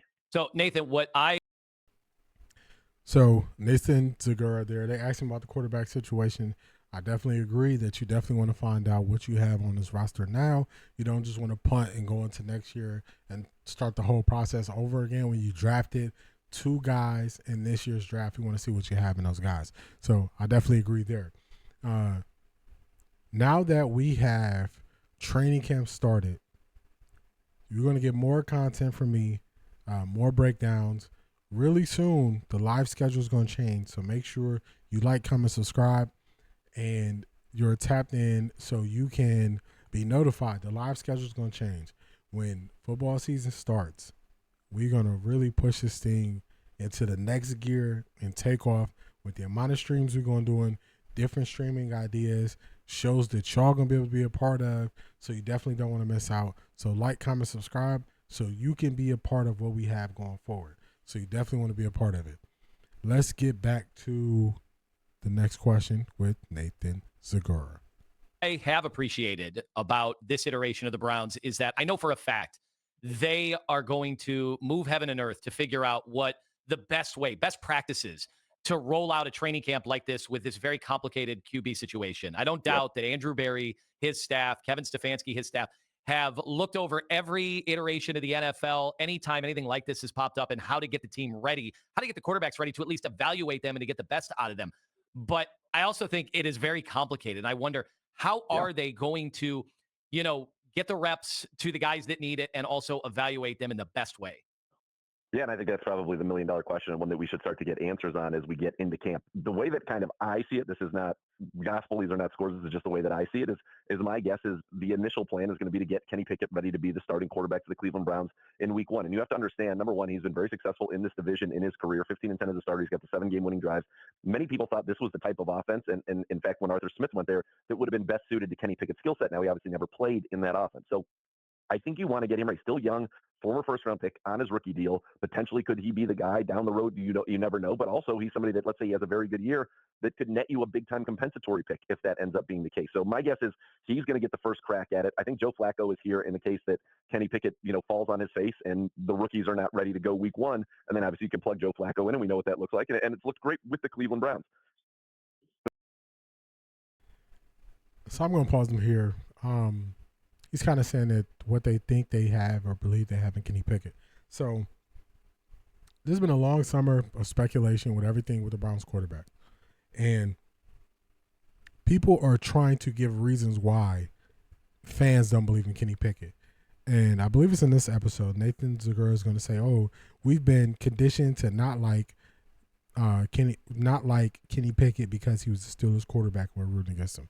We're rooting against the team.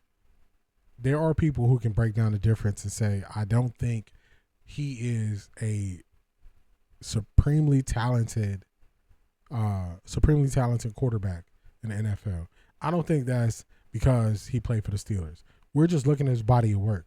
We're looking at what he did for the Steelers. Everybody goes to, oh man, he had the 7 game-winning, comeback drives late. Okay. I always view Kenny Pickett as a quarterback who was timid. He was afraid to let the ball go. He had some weapons. People always want to, when they talk about Kenny Pickett, they blame the offensive coordinator. They blame the lack of stability around him. They blame him being thrown into the fire. They blame all these things. When they speak on the Browns, they eliminate all those passes that they gave Kenny Pickett for not having success, and they take all those passes away for any player who doesn't have success with the Browns. So that's one thing. Another thing is, I saw so many times where Kenny Pickett was afraid to throw more talented receivers open and give them a shot at it. He had Deontay Johnson. Deontay Johnson had a great year when Kenny Pickett was there. But if you look at George Pickens, when they had Deontay Johnson and George Pickens, I remember Deontay Johnson, I think he went like a year and a half without scoring a touchdown. He had the yards but never had a touchdown. And it was just, not getting his guys open. So how can you be a guy who can win your matchup in open field and in space, and they can't get you can't get a touchdown? So it's stuff like that where they got to stop making excuses for why people don't view Kenny Pickett highly. Everybody, that draft that Kenny Pickett came out of before he stepped on the NFL field, everybody said that was a weak draft class for quarterbacks. And Kenny Pickett was an older quarterback when he was coming out because he played, I want to say 4 years. So they thought that he was closer to where he was going to be as an NFL prospect. We saw him last year when he got his start in Philly. He got injured and he didn't look that good with all the weapons they have around him in Philly. Also, when they were in minicamp, I didn't want to make a big deal out of it, but it really set off the alarms in my head where Kenny Pickett was saying it's going to take him a while to pick up this offense. He said it was going to take him a while to do it. And I was like, even if the playbook is hard and it's going to take you time, that's not what you want to be putting out there in the public when you're in a quarterback competition. Another thing people act like he didn't want out of Pittsburgh as soon as they signed Russell Wilson. He didn't want to be a part of the competition in a situation where that team drafted him. It's a lot of reasons why people view Kenny Pickett the way they do. Not just because he played for the Steelers. It's because we just don't see I don't see the upside to playing Kenny Pickett more than you play the rookie quarterbacks, because we're looking at the long term. You got to be doing two things at once this year. You got to be finding out if you have a guy for now and for the future. And Kenny Pickett doesn't fit that. If Kenny Pickett has the best year this year and the Browns go 10-7, are we re-signing Kenny Pickett to a long-term extension? No. Everybody knows that. So if that's the case, why would we waste so much time trying to get him ready and putting him in position? It just doesn't make sense to me. And a lot of people are saying it, and I'm like, nah, I can't get with this Kenny Pickett thing. A lot of people are, even Mary Kay, which y'all know, Mary Kay was all Kenny Pickett. Even she came out and said he hasn't looked good, or he hasn't popped off the page, is what she said, in none of the practices or camps that she's seen. And that's the guy I'm supposed to believe in. And all of this is supposed to be because we are making excuses for him that we wouldn't make for anybody else. How many people do you hear say Shedeur had a terrible offensive line, so that could have led to some of his drifting back? You never hear people give him that pass. But I'm supposed to give Kenny Pickett 4 different passes for what happened in Pittsburgh? People never say, oh, Dylan Gabriel, we're going to give him a pass for his height. So we're just going to accept the fact that he gets passes batted down. They don't say that. They say if he was 3 inches taller, he would be a way better prospect. That's what they say. So how is Kenny Pickett the one we giving all these concessions to? I just don't see it. I don't see it at all. I'm not blinded by the fact that he played for the Steelers. Joe Flacco played for the Baltimore Ravens. So saying that we're blinded by Kenny Pickett, Joe Flacco is known for being a Ravens legend. So if we can accept Joe Flacco, how could we somehow not be able to accept Kenny Pickett? It's a talent thing and what people think he will be able to do. That's the difference. Stop making it like fans can't understand the difference. So that's just one of those. I don't even got to get to it when he kind of says it. That's the gist of what he says. Let's move on to the next thing. Let's move on to something more positive. Let's move on to something more good. With the Browns taking so many hits in the media this week, one person he's carrying the flag for the Browns and how they're being viewed by the outside is Shedeur Sanders. So all these question marks coming into the year for Shedeur from the outside. Can he be a leader? Will his teammates respect him? Does he have the arm talent? Can he get the playbook? All these different things. he is the one who was kind of giving us a distraction to the unfortunate situation we have going on with Quinshon Judkins. It's Shedeur Sanders. And that is what a face of the franchise does. So let's get to it. This is WKC. This is Cleveland Channel 3. This is their story on Shedeur Sanders from a couple days ago. Let's go. Browns rookie quarterback Shedeur Sanders is already making a mark in Cleveland. Tonight, he hosted a community fundraiser to support victims of last month's apartment fire and explosion at Rainbow Terrace Apartments. Hundreds gathered and turned out for the Garden Valley Fun Fest, which featured music, food, and plenty of family fun. We spoke with the director of Keratin Barber and Cosmetology College as they gave out haircuts during today's event. It's amazing to watch how these kids are attracted to somebody of great character. And to see him come and just get involved, it means a lot. It means a lot to the community to know that people care. The fundraiser comes after an explosion and fire displaced some residents last month at the Rainbow Terrace Apartments.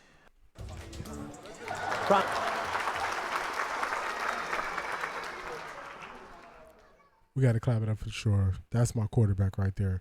So Shedeur definitely doing great work in the community.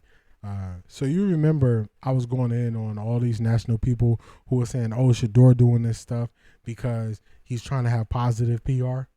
Do you see how quick that narrative just fell off and they don't even say it anymore because he's done so much more in the community? That's one thing. Bomani Jones, we ain't forget about you. We ain't forget about you. You were saying Shedeur was lying. We ain't forget about you, Bomani. Mary Kay, we heard what you said. At this point, it's no reason for me to even put Mary Kay on my show. I told y'all from the beginning, Mary Kay, I showed y'all what she was about. I'm not even going to put her on the show. But we saw that you tried to diminish Shedeur's impact in the community and say, oh, that's just, that's just what they do. That's good for him. We saw it. We didn't forget. Oh, Dylan Gabriel, I'm sure he's doing good things too. You sure of it? Without any proof.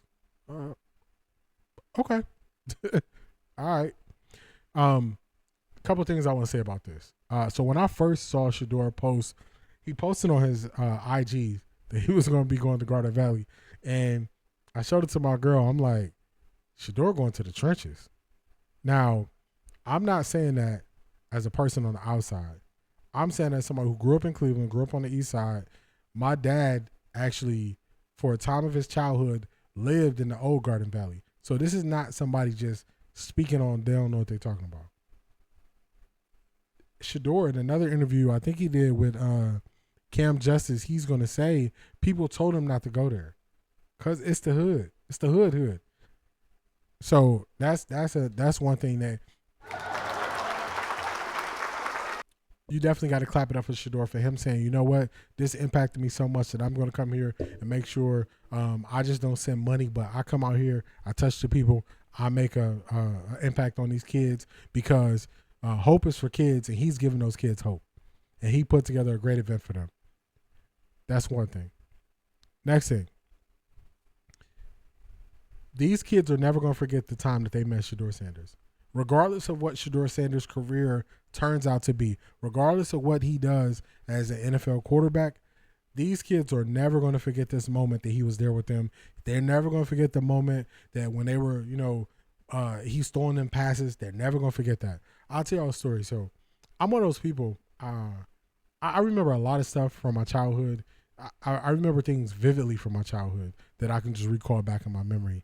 And the first athlete that I met was Carlos Baerga.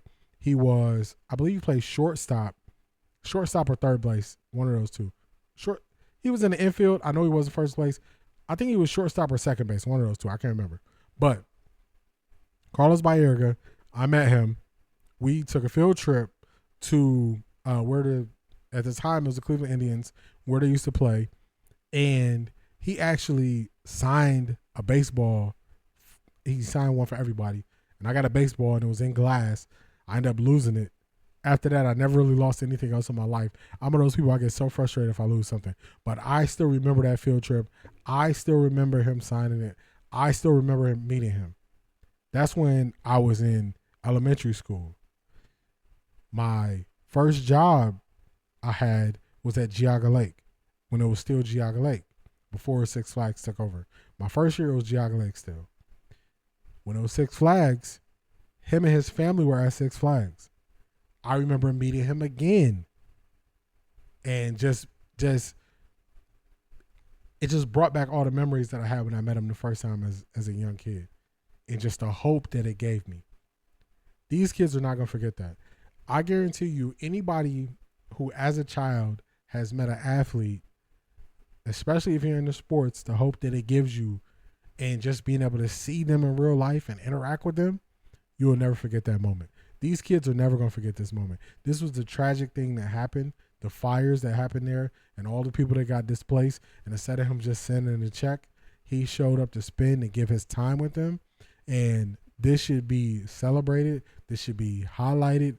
This should not be spent into he's doing this for PR, because the PR thing would have been just to send money, not to set up a whole event and spend time with them and not be reaching and touching them and spending time with them.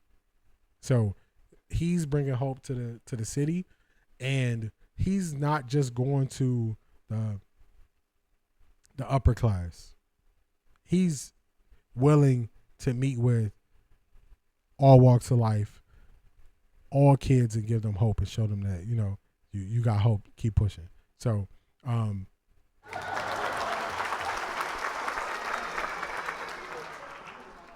that was a long-winded way of me saying shout out to Shedeur, shout out to him being just a beacon of hope for those kids. Shout out to him for that. So now that we have made this thing through, we hit the Joy Taylor fired or contract wasn't renewed. We hit the Fox Sports 1. The media landscape is changing in front of us. We got Marcellus Wiley's breakdown. We got the Cam Newton versus Ryan Clark. Whether you watch from the sidelines or you actually get in the game and actually swing. Even if you strike out, you actually went up there and swung. We go to the Browns. People saying Kenny Pickett could have this revival year. I don't see it. We go to Shedeur, the feel-good story of Shedeur, him bringing hope to the city of Cleveland, not just on the football field, but more importantly, off the football field, giving back to the youth and the community. Now we're going to get to the NBA. Let's go to the NBA. And shout out to Podcast P. You played your last season. Hey. I'm going to give you a chance to speak. I'm going to give you a chance. Let me set it up. P, come on, man. Why you disrupting my show? My bad, John, man. He like to talk. He got a little podcast. He like to say something. But let's get to it. So the free throw marching thing, I kind of hinted at the free throw marching thing earlier when I was talking about Nick Wright and his takes that could have took him left. And he could have veered off track and got off course of where, how he normally speaks on things. But Podcast P has been having some great guests, and it's almost like every week I want to grab something from his show, but I'm like, man, I can't keep going back to the same podcast every week. But this is one of those ones where I was like, you know what? Shay just won the Sportsman of the Year at the ESPYs. He won all the awards this year. He was the MVP, Finals MVP. He was All NBA First Team, got the big contract. And now he won the ESPY. So I was like, you know what? It's a time we still giving Shay his flowers. We're going to get into this subject. So this is 7 minutes long. We're not going to play the whole thing. Shout out to Podcast P for this player-driven media. Not the gimmicks, not the games. Just player-driven media and what they're doing. So this is Baron Davis, B. Diddy. He played let me tell y'all something. Baron Davis is the reason why the Cavs were able to get Kyrie Irving. So the Cavs, Baron Davis was on the Cavs. We traded him to the Clippers. I can't remember who we got back in that trade, but more importantly, we got back the Clippers' first-round pick, and now it ended up being Kyrie Irving. So shout out to Baron Davis, always. Look it up. Fact check me. Fact check me. Let me know in the comments. Am I wrong? Am I wrong? Am I misremembering this? Let me know. Let's get to it. And for them, obviously, JB, superstar point guard, ball dominant point guard. He's proven that he can take over games, been the clutch player of the year. Do you see that winning in the future, especially how the league is now? Do you see that as a recipe for winning? At first, I didn't. Yeah. But he's so cold, bro. He cold. He Hey, tough. bro, he's so cold. Y'all can't f with this dude, Yeah. bro. Nobody can stop him. My problem with that series is if you watch what happened where Indiana was successful is half court started to become another defender and a problem for him. So bringing the ball up the court against pressure, then you get that pick and roll happening damn near right by half court. So he ain't got even though the court got bigger and wider, his space got limited. And so I think you need another guard. You need somebody that can handle pressure, bring the ball up. And if you put that dude in a block, one-on-one down the stretch, you got to double. Bro, So that was just a quick breakdown before they get into the free throw marching thing. That was a great breakdown of the problem that the Pacers cause for teams. So when you have one person who can handle the ball, that was an issue for the Cavs. The Cavs had one person who can handle the ball. That full court pressure, it shortened the amount of time that they actually had to play half court defense. It shortened the amount of time. And they got guys who can play on ball and who can, shift and, move their feet well. So that's a part that everybody is missing. Not everybody. I ain't gonna say everybody. I don't like to speak in absolutes. That's a point that a lot of people are missing, that they use small things in the game that end up being major things with how they impacted the game. So that full court pressure. Then after the full court pressure, if your team only has one person who can bring the ball up, look what they did to the Cavs. We learned that Ty Jerome is not a playoff caliber player. That one series showed us that Ty Jerome, he can't deal with that on-ball pressure. He can't bring the ball up court. He couldn't get the ball up court. So he taught us really quick. They taught us really quickly that Ty Jerome can't do it. Let me do something real quick, y'all.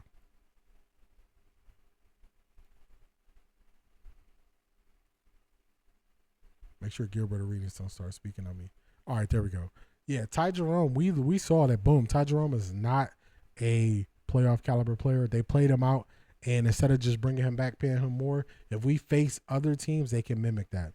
Then the half-court line, since they're giving you that pressure, at this point, Jalen Brunson has used most of the shot clock up. Look at how many times Jalen Brunson is going to get into trying to find a shot. We're 10 seconds left on the shot clock. Nobody else has touched the ball. Nobody. And then he got to work his magic one-on-one. So I saw that. I saw that pressure.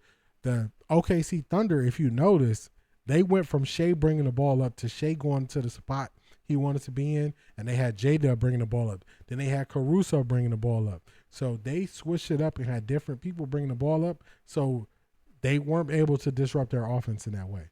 So shout out to Baron Davis breaking that down. Let's go. Let's keep it going. You got to double. Yeah. It's crazy. It's crazy. Nobody can guard him. Yeah. Nobody can guard him. He gets crafty, though. he's so crafty. And so can you get him off the ball? Because what happened, or nobody on the Knicks outside of Jalen Brunson could bring the ball up the court. That's the only reason why they lost. Indiana puts pressure, you turn the ball over. Indiana puts pressure, then you extend your offense, and now, Karl Anthony Towns got to play one-on-one from the top of the key the entire series. Now, he's talented as shit. He can do that, but you can't figure out where a mismatch is, nothing, because you playing at almost like a frantic pace all the time. So if they can find somebody. And they eating clock. They tearing the clock up. They tearing the clock up. So he's dribbling the whole. Right. He got the ball the whole shot clock. Right. He can't even get off the ball, push off, get some space, and now have a live dribble. Yeah. He don't get none of that. And so, one, that's a testament to coaching. Right. If you don't work on a press break, if you don't know how to get your best player in multiple situations to be effective, and then if you only have one primary ball handler, that is your primary scorer, that is your primary playmaker, and you're going to wear him out. Yeah. And so, hopefully whoever comes in next is looking at how do we make Jalen Brunson dynamic so everybody else can have a piece of the rock. So they filmed this prior to Mike Brown being named head coach of the Knicks. But I totally agree with that. You got to get somebody else in there who can handle the ball. Nobody else handling the ball. One ball handler doesn't work. They have exposed that, and it makes so much pressure. Like you said, pressure on getting the ball up court, pressure on coming, getting across half court, pressure on the shot clock. Just so much pressure. And then once they turn around, if you make it or miss it, they run it up court. Or Halliburton was doing that outlet pass, getting it up there to Siakam, and they're getting the matchup. So just looking at it that way, they have multiple ways that they attack you, and a lot of it wasn't even defense. Just so I like the way he broke that down. I think now they're going to get to the free throw merchant part. So let's go. Yeah, I like what Oklahoma did. It's different than, like say I'm picking you up full court. Like you got to set your feet to get me back to see what's happening. Yeah. Jalen Brunson kept going side to side, so he could never see like, okay, it's not crowded over there. Let me figure out a way to get over there, right? And I think with OKC, with Shea, when he caught the ball, he caught it. He had some patience, and he was like, okay. And the floor wasn't even that spread out for him. It was a lot of attention, but he was able to see, okay, there's my elbow, there's this. I can work from the top, and he had a lot more patience. But I also think they had other people that can bring the ball up. And Baron, because you're talking about Shea and Paul Pierce was on last episode, and he was like, oh, what do they call it now, a foul merchant? But, Brunson is another one of those guys that's in that conversation. Seemed like we heard a lot about those two players specifically this year. Just kind of taking advantage of whether the rules, I think they're being smart, but do you think we'll see any change in refereeing or how the game's called just with those two guys and how crafty and because they're just, they draw a lot of fouls. You're going to foul them. You can't guard. Hey, man, you're going to foul what you can't guard. That's true.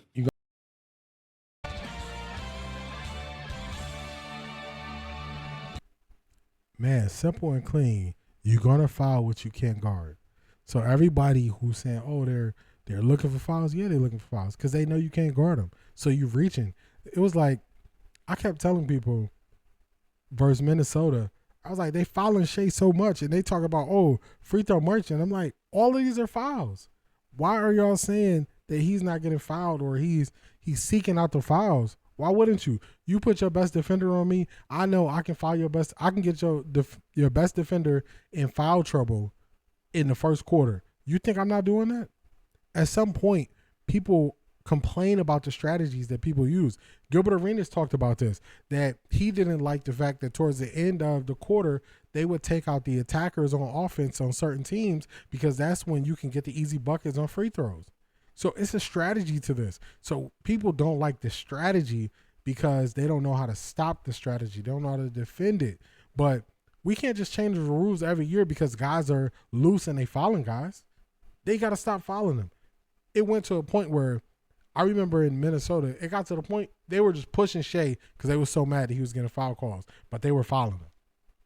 Sorry, let me get off my hot horse. Let's go back to Baron Davis. You're going to foul what you can't guard. Allen Iverson. I love that. Allen Iverson see me in the club. Oh, BD, man, as soon as I see you guard me, I just run into you and fall. Get you right out the game. I'm like, dog, that's like the highest compliment, right? That's like the highest compliment you can get as a defender. Allen Iverson, like, yeah, bro, I see you coming. Oh, yeah, I'm just, boop, foul. Let me get BD up off me. Let me get David Wesley, whomever.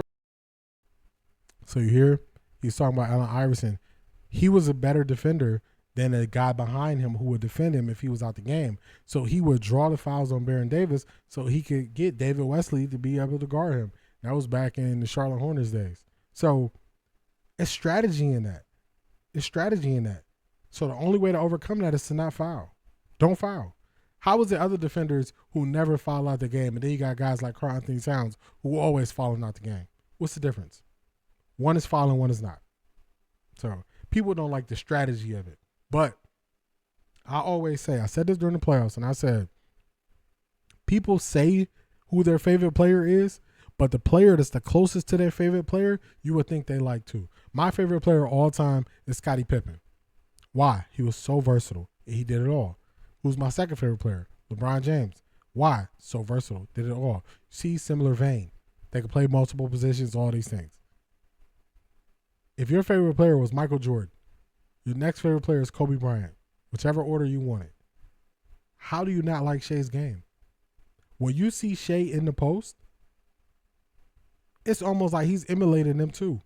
Look at how he gets to his spots. Look at where he goes. You think Michael Jordan wasn't getting people to follow? You think Kobe wasn't getting people to follow? I don't think y'all watched the game when y'all were saying these guys are your favorite players, because if y'all did, y'all would know that Shea is right in the same vein. If Kobe was still alive, R.I.P. Kobe, Shea would be one of his favorite players. I don't know if y'all don't realize this. So it's one of those. I'm like, man, I don't even know who y'all even root for, because y'all claim to like Kobe, but then not like Shea, and then say Shea is a free throw merchant, but then he didn't even, this year, his MVP year, he's not even a league leader based on attempts on how many free throws he shoots per game. So, and that's the part that when it doesn't even match statistically, that's when you really got to back off the narrative and go to, I just don't like him. I'm cool with that. I'm not saying you got to like every player, but what people get caught up on false narratives and then use that as a reason why they don't like him. No, just say you don't like him. There's nothing wrong with that. Liking a player and their style of play is subjective. It's up to you. So you don't have to like every player and how they play. So if you don't like a player, just say that. But you don't have to use fake reasons to be the reason why you don't like them. So let's get back to it. Whoever else back over here. But I think that when, and Iverson, like, you can slide, you can get caught, you can get snatched. Dudes like that, they gonna get you. Mm-hmm. But when you hit them, like, you fouling them. Yeah. Like, it's tough. It's tough for a defender to be able to guard dudes like that can operate in contact. Gilbert Arenas was like that, I would say, in our era. Yeah. Yeah. A lot of dudes was like that. You don't think they're like looking for it? Because when I watch, it looks like he's looking for a foul. Those other guys, he's waiting. like Jalen Brunson is looking to draw a foul. No, he's waiting for you to foul him. Mm-hmm. He's waiting for you to foul him. So then he puts the referee in a predicament. Tough spot. Because it's obvious. Mm-hmm. And so if I can make a foul obvious, then it's up to the ref whether they're going to call it or not. Because I am going to the hole, and the rule said you can't push, you can't push off underneath the free throw line. So as soon as I feel his hand, man, I'm, yeah. So even the way he asked that question, he said, it looks like they are looking for the foul. And he said, they are. So he was expecting him to say something completely different. Like, oh, they're not looking for the foul. No, they are looking for the foul. They're putting the onus on the refs. Look in the NFL. A lot of times people put the onus on the refs. Hey, you got to make a call. Defenders do that. DBs do that all day. I'm going to force your hand. You're going to have to call pass interference. Offensive pass interference, I'm going to force you. You're going to have to call it. If not, I'm going to get away with it every time. I'm going to put the onus on the ref. You are fouling me, and I'm just going to wait till you foul me. You're not disciplined enough to not foul me. That is on the defender. He wanted Baron Davis to say something different. He wanted Baron Davis to turn this kind of into an argument. And Baron Davis is like, no, I know that you're going to foul me. I know it. You're not disciplined enough. He knows your game better than you know your game. That's the mental side of the game where Shea is leaps and bounds ahead of guys because he can get you off your game just because he knows you don't have the discipline. Let's get back to it. And that's what he do. So I don't know how to do that. It's just, I don't either. Yeah, I wish so. Don't you wish? I don't know, 3, 4 free throws last season. I wish I could get. And it'd be like, cool, they work the system, cool. It's frustrating because I be getting hacked. Right? And shoot 4 free throws a night. Now, Podcast P, you're bringing us some great guests. You really enjoyable show. But you be chicken winking guys with that elbow push off where you use your elbow and extend that way versus using your forearm and hand so you can push off and create space. I don't have no NBA license, so I can't show you what Podcast P be doing when you do that push off. But just search it. Just search Paul George push off on jump shot. Because you be pushing off too. Don't just try to play it clean and say, oh, I'm not pushing off. Remember, the difference is Shea is driving to the hoop at a higher clip than anybody else in the NBA. That's the difference too. So he's not just shooting a jumper and getting fouled on the jumper, where it's kind of harder to see them hit you on your elbow and, you know what I'm saying, as you're going up and shooting a jumper. But, hey, I watched you too much when you used to go against the Cavs, when you was on the East, when you was on the Pacers, when you was going against the Heat in those great series in the playoffs, when you were on the Clippers. I watched you too much do that chicken wing elbow. Just, hey, if I'm wrong, tell me in the comments that I'm wrong about what I'm saying right now about Paul George using the elbow to get guys off. He's not using the forearm and the hand because they would call it a push off. He's using the elbow to push off and extending the elbow. So you got some little you got some tricks up your sleeve too. We ain't gonna let you just blow by that. So I thought that was a great breakdown. He did a great breakdown on the Pacers and what they did to Jalen Brunson. And this wasn't even 8 minutes long. He broke down the Pacers' greatness, what they did to Jalen Brunson. He broke down how Allen Iverson used to attack them. He broke down the free throw merchant. He did not run from they're looking for the foul because they know you're going to foul them. See, this is what I like. I like when guys are direct about how they are approaching or calling something, and that's what he did. So I thought this was great to show. Now, this is where Gilbert Arenas has been trying to talk on my show so much. So let me set this thing up. Let's see if my buttons is working now. Let's do Chrome. Let's turn you on. Let's go here. Let's see.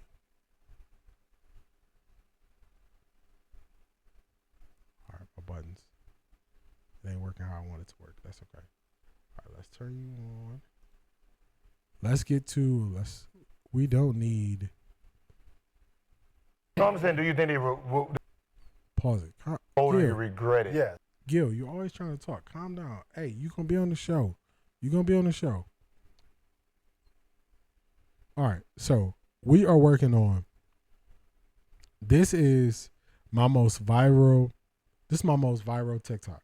So in this TikTok, I was breaking down. This is when Gilbert Arenas was on First Take during Fanatics Fest, and he was breaking down when they were calling Kobe a Robin or sidekick to Shaq. That was the crux of a big argument. Social media went crazy. Everybody said they never heard this argument. Everybody said, no, they only compared him to Jordan. They never compared him to Scottie. If you want to say Gilbert Arenas is 90% right and they didn't compare him to Scottie, I'm cool with that. But he's more right than he is wrong. And that's where I'm going to stand on it. Let's go. This is a throwback to me, actually. One of my clips. We just need the beginning of this to what Gilbert is saying. Let's start over. Kobe had 3 rings. Y'all wasn't treating him like a 3-ring player. You were treating him like a sidekick.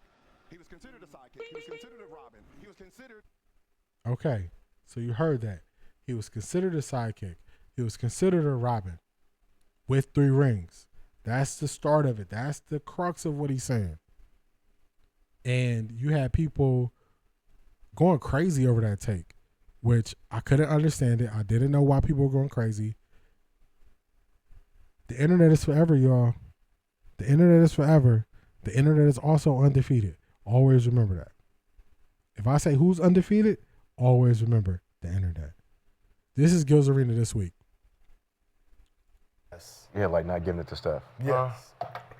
I mean, Yes. Like even okay, so let's say Kawhi, right? Even with Kawhi's, when I'm looking at his, if you take off the stats, if you take off the names of everybody, you put all the stats, you will pick 6 people for Finals MVP. lately for your comments on how Kobe was viewed as a Robin to Shaq's Batman during the Lakers three-peat.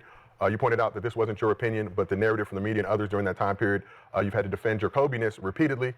Pointing out you've been a diehard Kobe fan since being won the 1997 Slam Dunk Contest. Nah, it wasn't after he won it. It was just a third dunk. Okay. The third dunk. So he hadn't won yet, but at that moment, you even have a tattoo of him on your leg, as you've also pointed out. I don't have a tattoo of him. I have a tattoo of his jersey. Okay, which would be representative of his aura. So, well, in regards to the whole Robin narrative, we have some video of Kobe Bryant himself talking about the situation of him being labeled as a Robin early in his career. Yeah, a little competitive. Just a little. But I mean, that was the narrative, though. The narrative was, Kobe's a sidekick, can't win without Shaq. right? And I didn't hear anybody, not Phil, not Shaq, come out and say, well, that's not true. He could. I didn't hear that. Everybody was quiet. I was like, okay. Oh, okay. This is the challenge. This is what we're talking about right now? All right. And so then when I decided to go and do my own thing, a lot of people in the media were like, well, that's very selfish of you. Yeah, no. But as we sit here today, everybody's using the argument against me and saying, well, you won your first 3 with Shaq. Had I not won that 2 without him, what would you be saying now?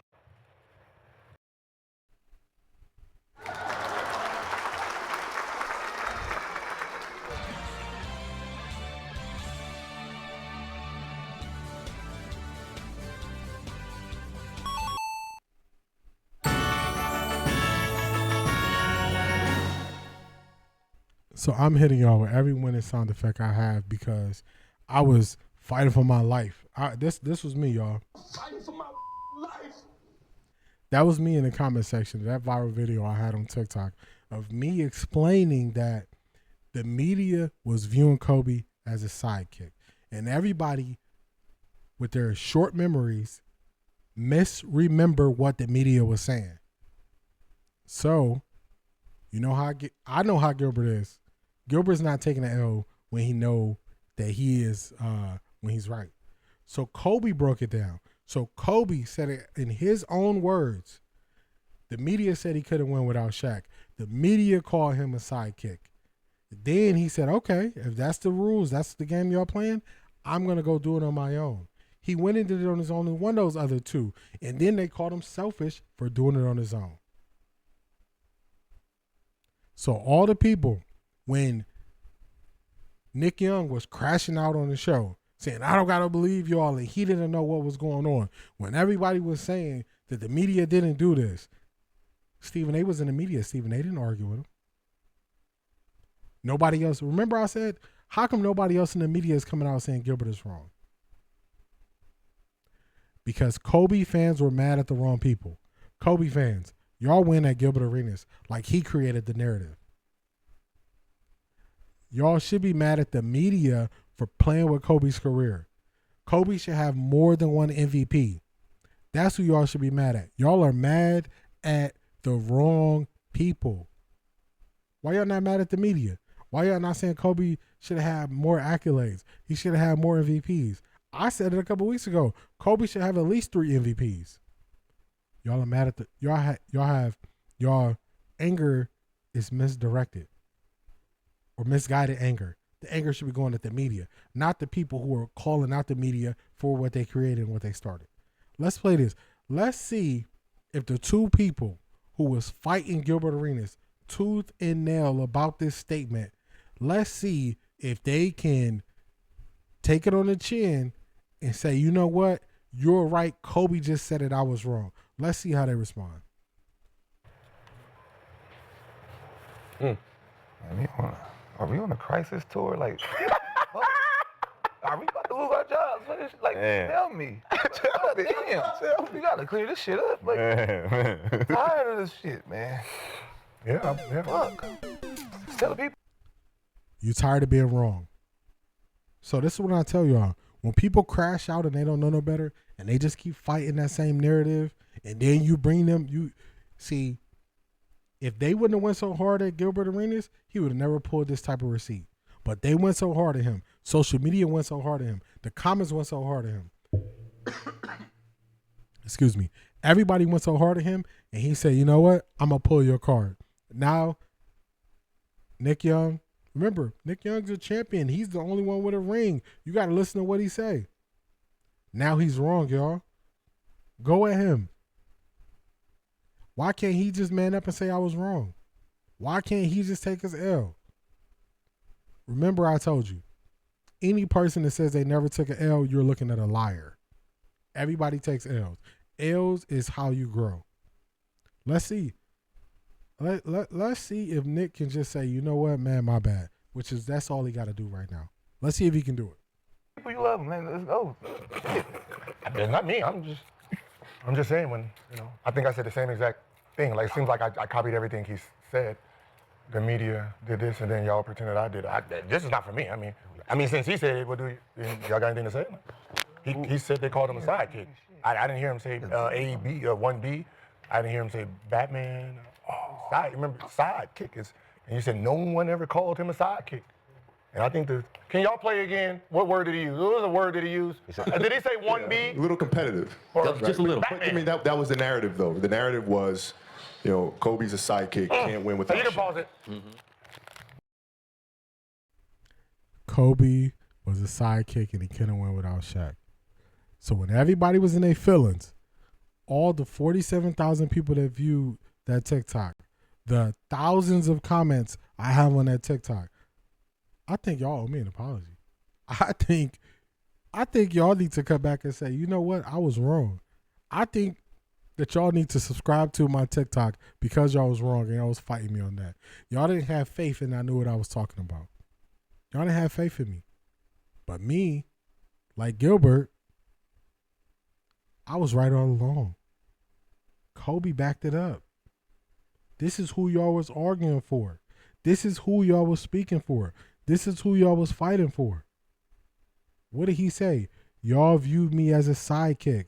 It's people in those comments saying Kobe was never viewed as a sidekick. So why did he say this then?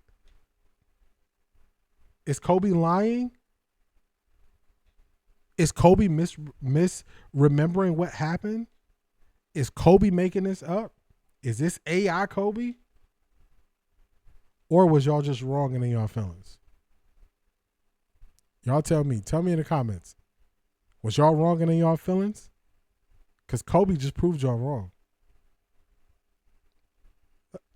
Let's see if they can take their L. Let's see if they can do it. Can they do it? What did Kobe say? So they said they called him a sidekick. They called him a sidekick. The narrative was they called him a sidekick, and then y'all rebutted and said no one's ever called him a sidekick. He was next to Jordan.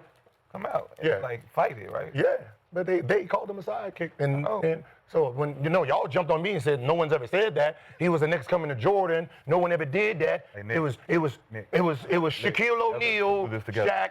Let's say we're sorry. Shaq and Batman. Let's say together. Let's say we're sorry. All right, let's sit up together because he needs this apology. He needs it. Gilbert, Hippolito from the chat. It's from the chat too. I need the chat. Hold on. I need the chat too. Hernandez. I need the chat too. I need the chat too. I need the I'm sorry. Damn, they did call him a sidekick. Hold on. Nick, together. Good luck with getting the chat to do anything. Nick, No, chat is normal. Yeah, thank you. Your turn. Gilberto. One at a time. Gilberto. Julio. No, Hernandez. It's Hernandez. Middle name. Gilberto Hernandez Arenas. I'm sorry, bro. I'm sorry that you're a Kobe hater. Gilbert J. Arenas. Let me go over there. Yeah, get a hug from him. That nigga fought to put Kobe down so many times. Drop the bottle. And now he changed the narrative into this is the narrative. I'm gonna fight the narrative now. I'm arguing against the narrative. I put Kobe down so many times, but now I'm fighting against the narrative. This was the narrative. Just make this time. I'm sorry. Do I have to? No. I feel like a girl on this like prom day. You waiting to be asked for the prom. My dad's watching this right now. The last time I had to do some shit like this, I was 13. I was picking on the ugly girl, and he made me give her a hug. Did you like her though? I ran from her. You had to give the ugly girl. And my dad, he had to whoop my ass and make me hug her. I was running. I refused to do this, right? But we're gonna have to apologize to Gilbert, right? Because sidekick, Scottie Pippen, Shaq Tattoo, Superman, Batman, you know what I'm saying? It's misunderstood energy. So he needs this, right? He needs it. Let me kill him. Yeah. That's why I'm not gonna give it to him. Oh. Don't give him shit. Don't give these couple boys nothing. Don't give these motherfuckers. You disrespect that man like that. What? Gilbert Hernandez. Pour out the water for my mans up there. What?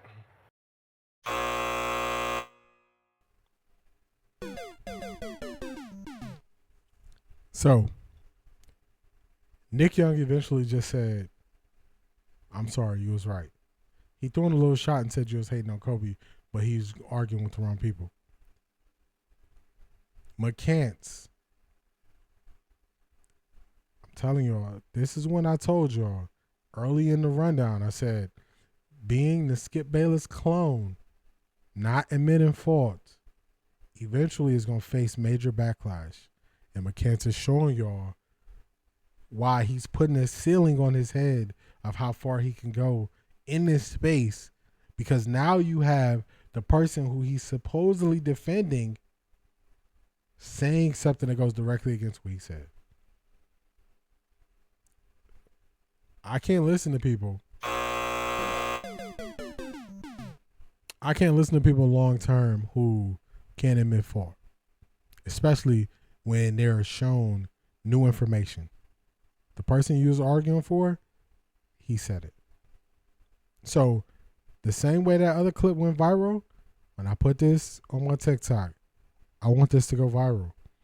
I want y'all to show up in the comments. I want 47,000 views on that TikTok. I think I got 1,000, 2,000 comments on that. 1,000 likes. I want them same stats. I want y'all to tell me I misinterpreted what happened. You was right. That's what I want. That's not too much to ask, is it? I think we just had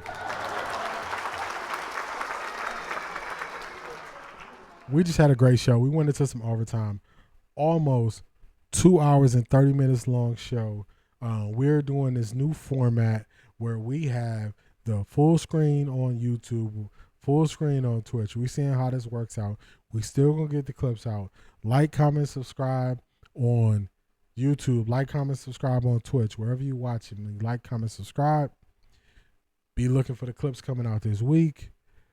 Audio version of the podcast will be in black and white. Audio version of the podcast will be dropping at 8 a.m. on Sunday. Video replay will be dropping at 9 a.m. on Sunday. Streamlabs, Fanatics partner. Check me out. Links in the description. Level up your fan gear with Fanatics, from jerseys, hats. They got officially licensed merch for every team, every sport. Don't miss out. Gear up today. Link is in the description. Streamlabs. Stream like a pro. When using this link, we'll get a percentage of each sale and really help us out. Streamlabs, link in the description. This has been a great show. I want to say thank you to everybody who is here. I will see y'all in the next one. Peace.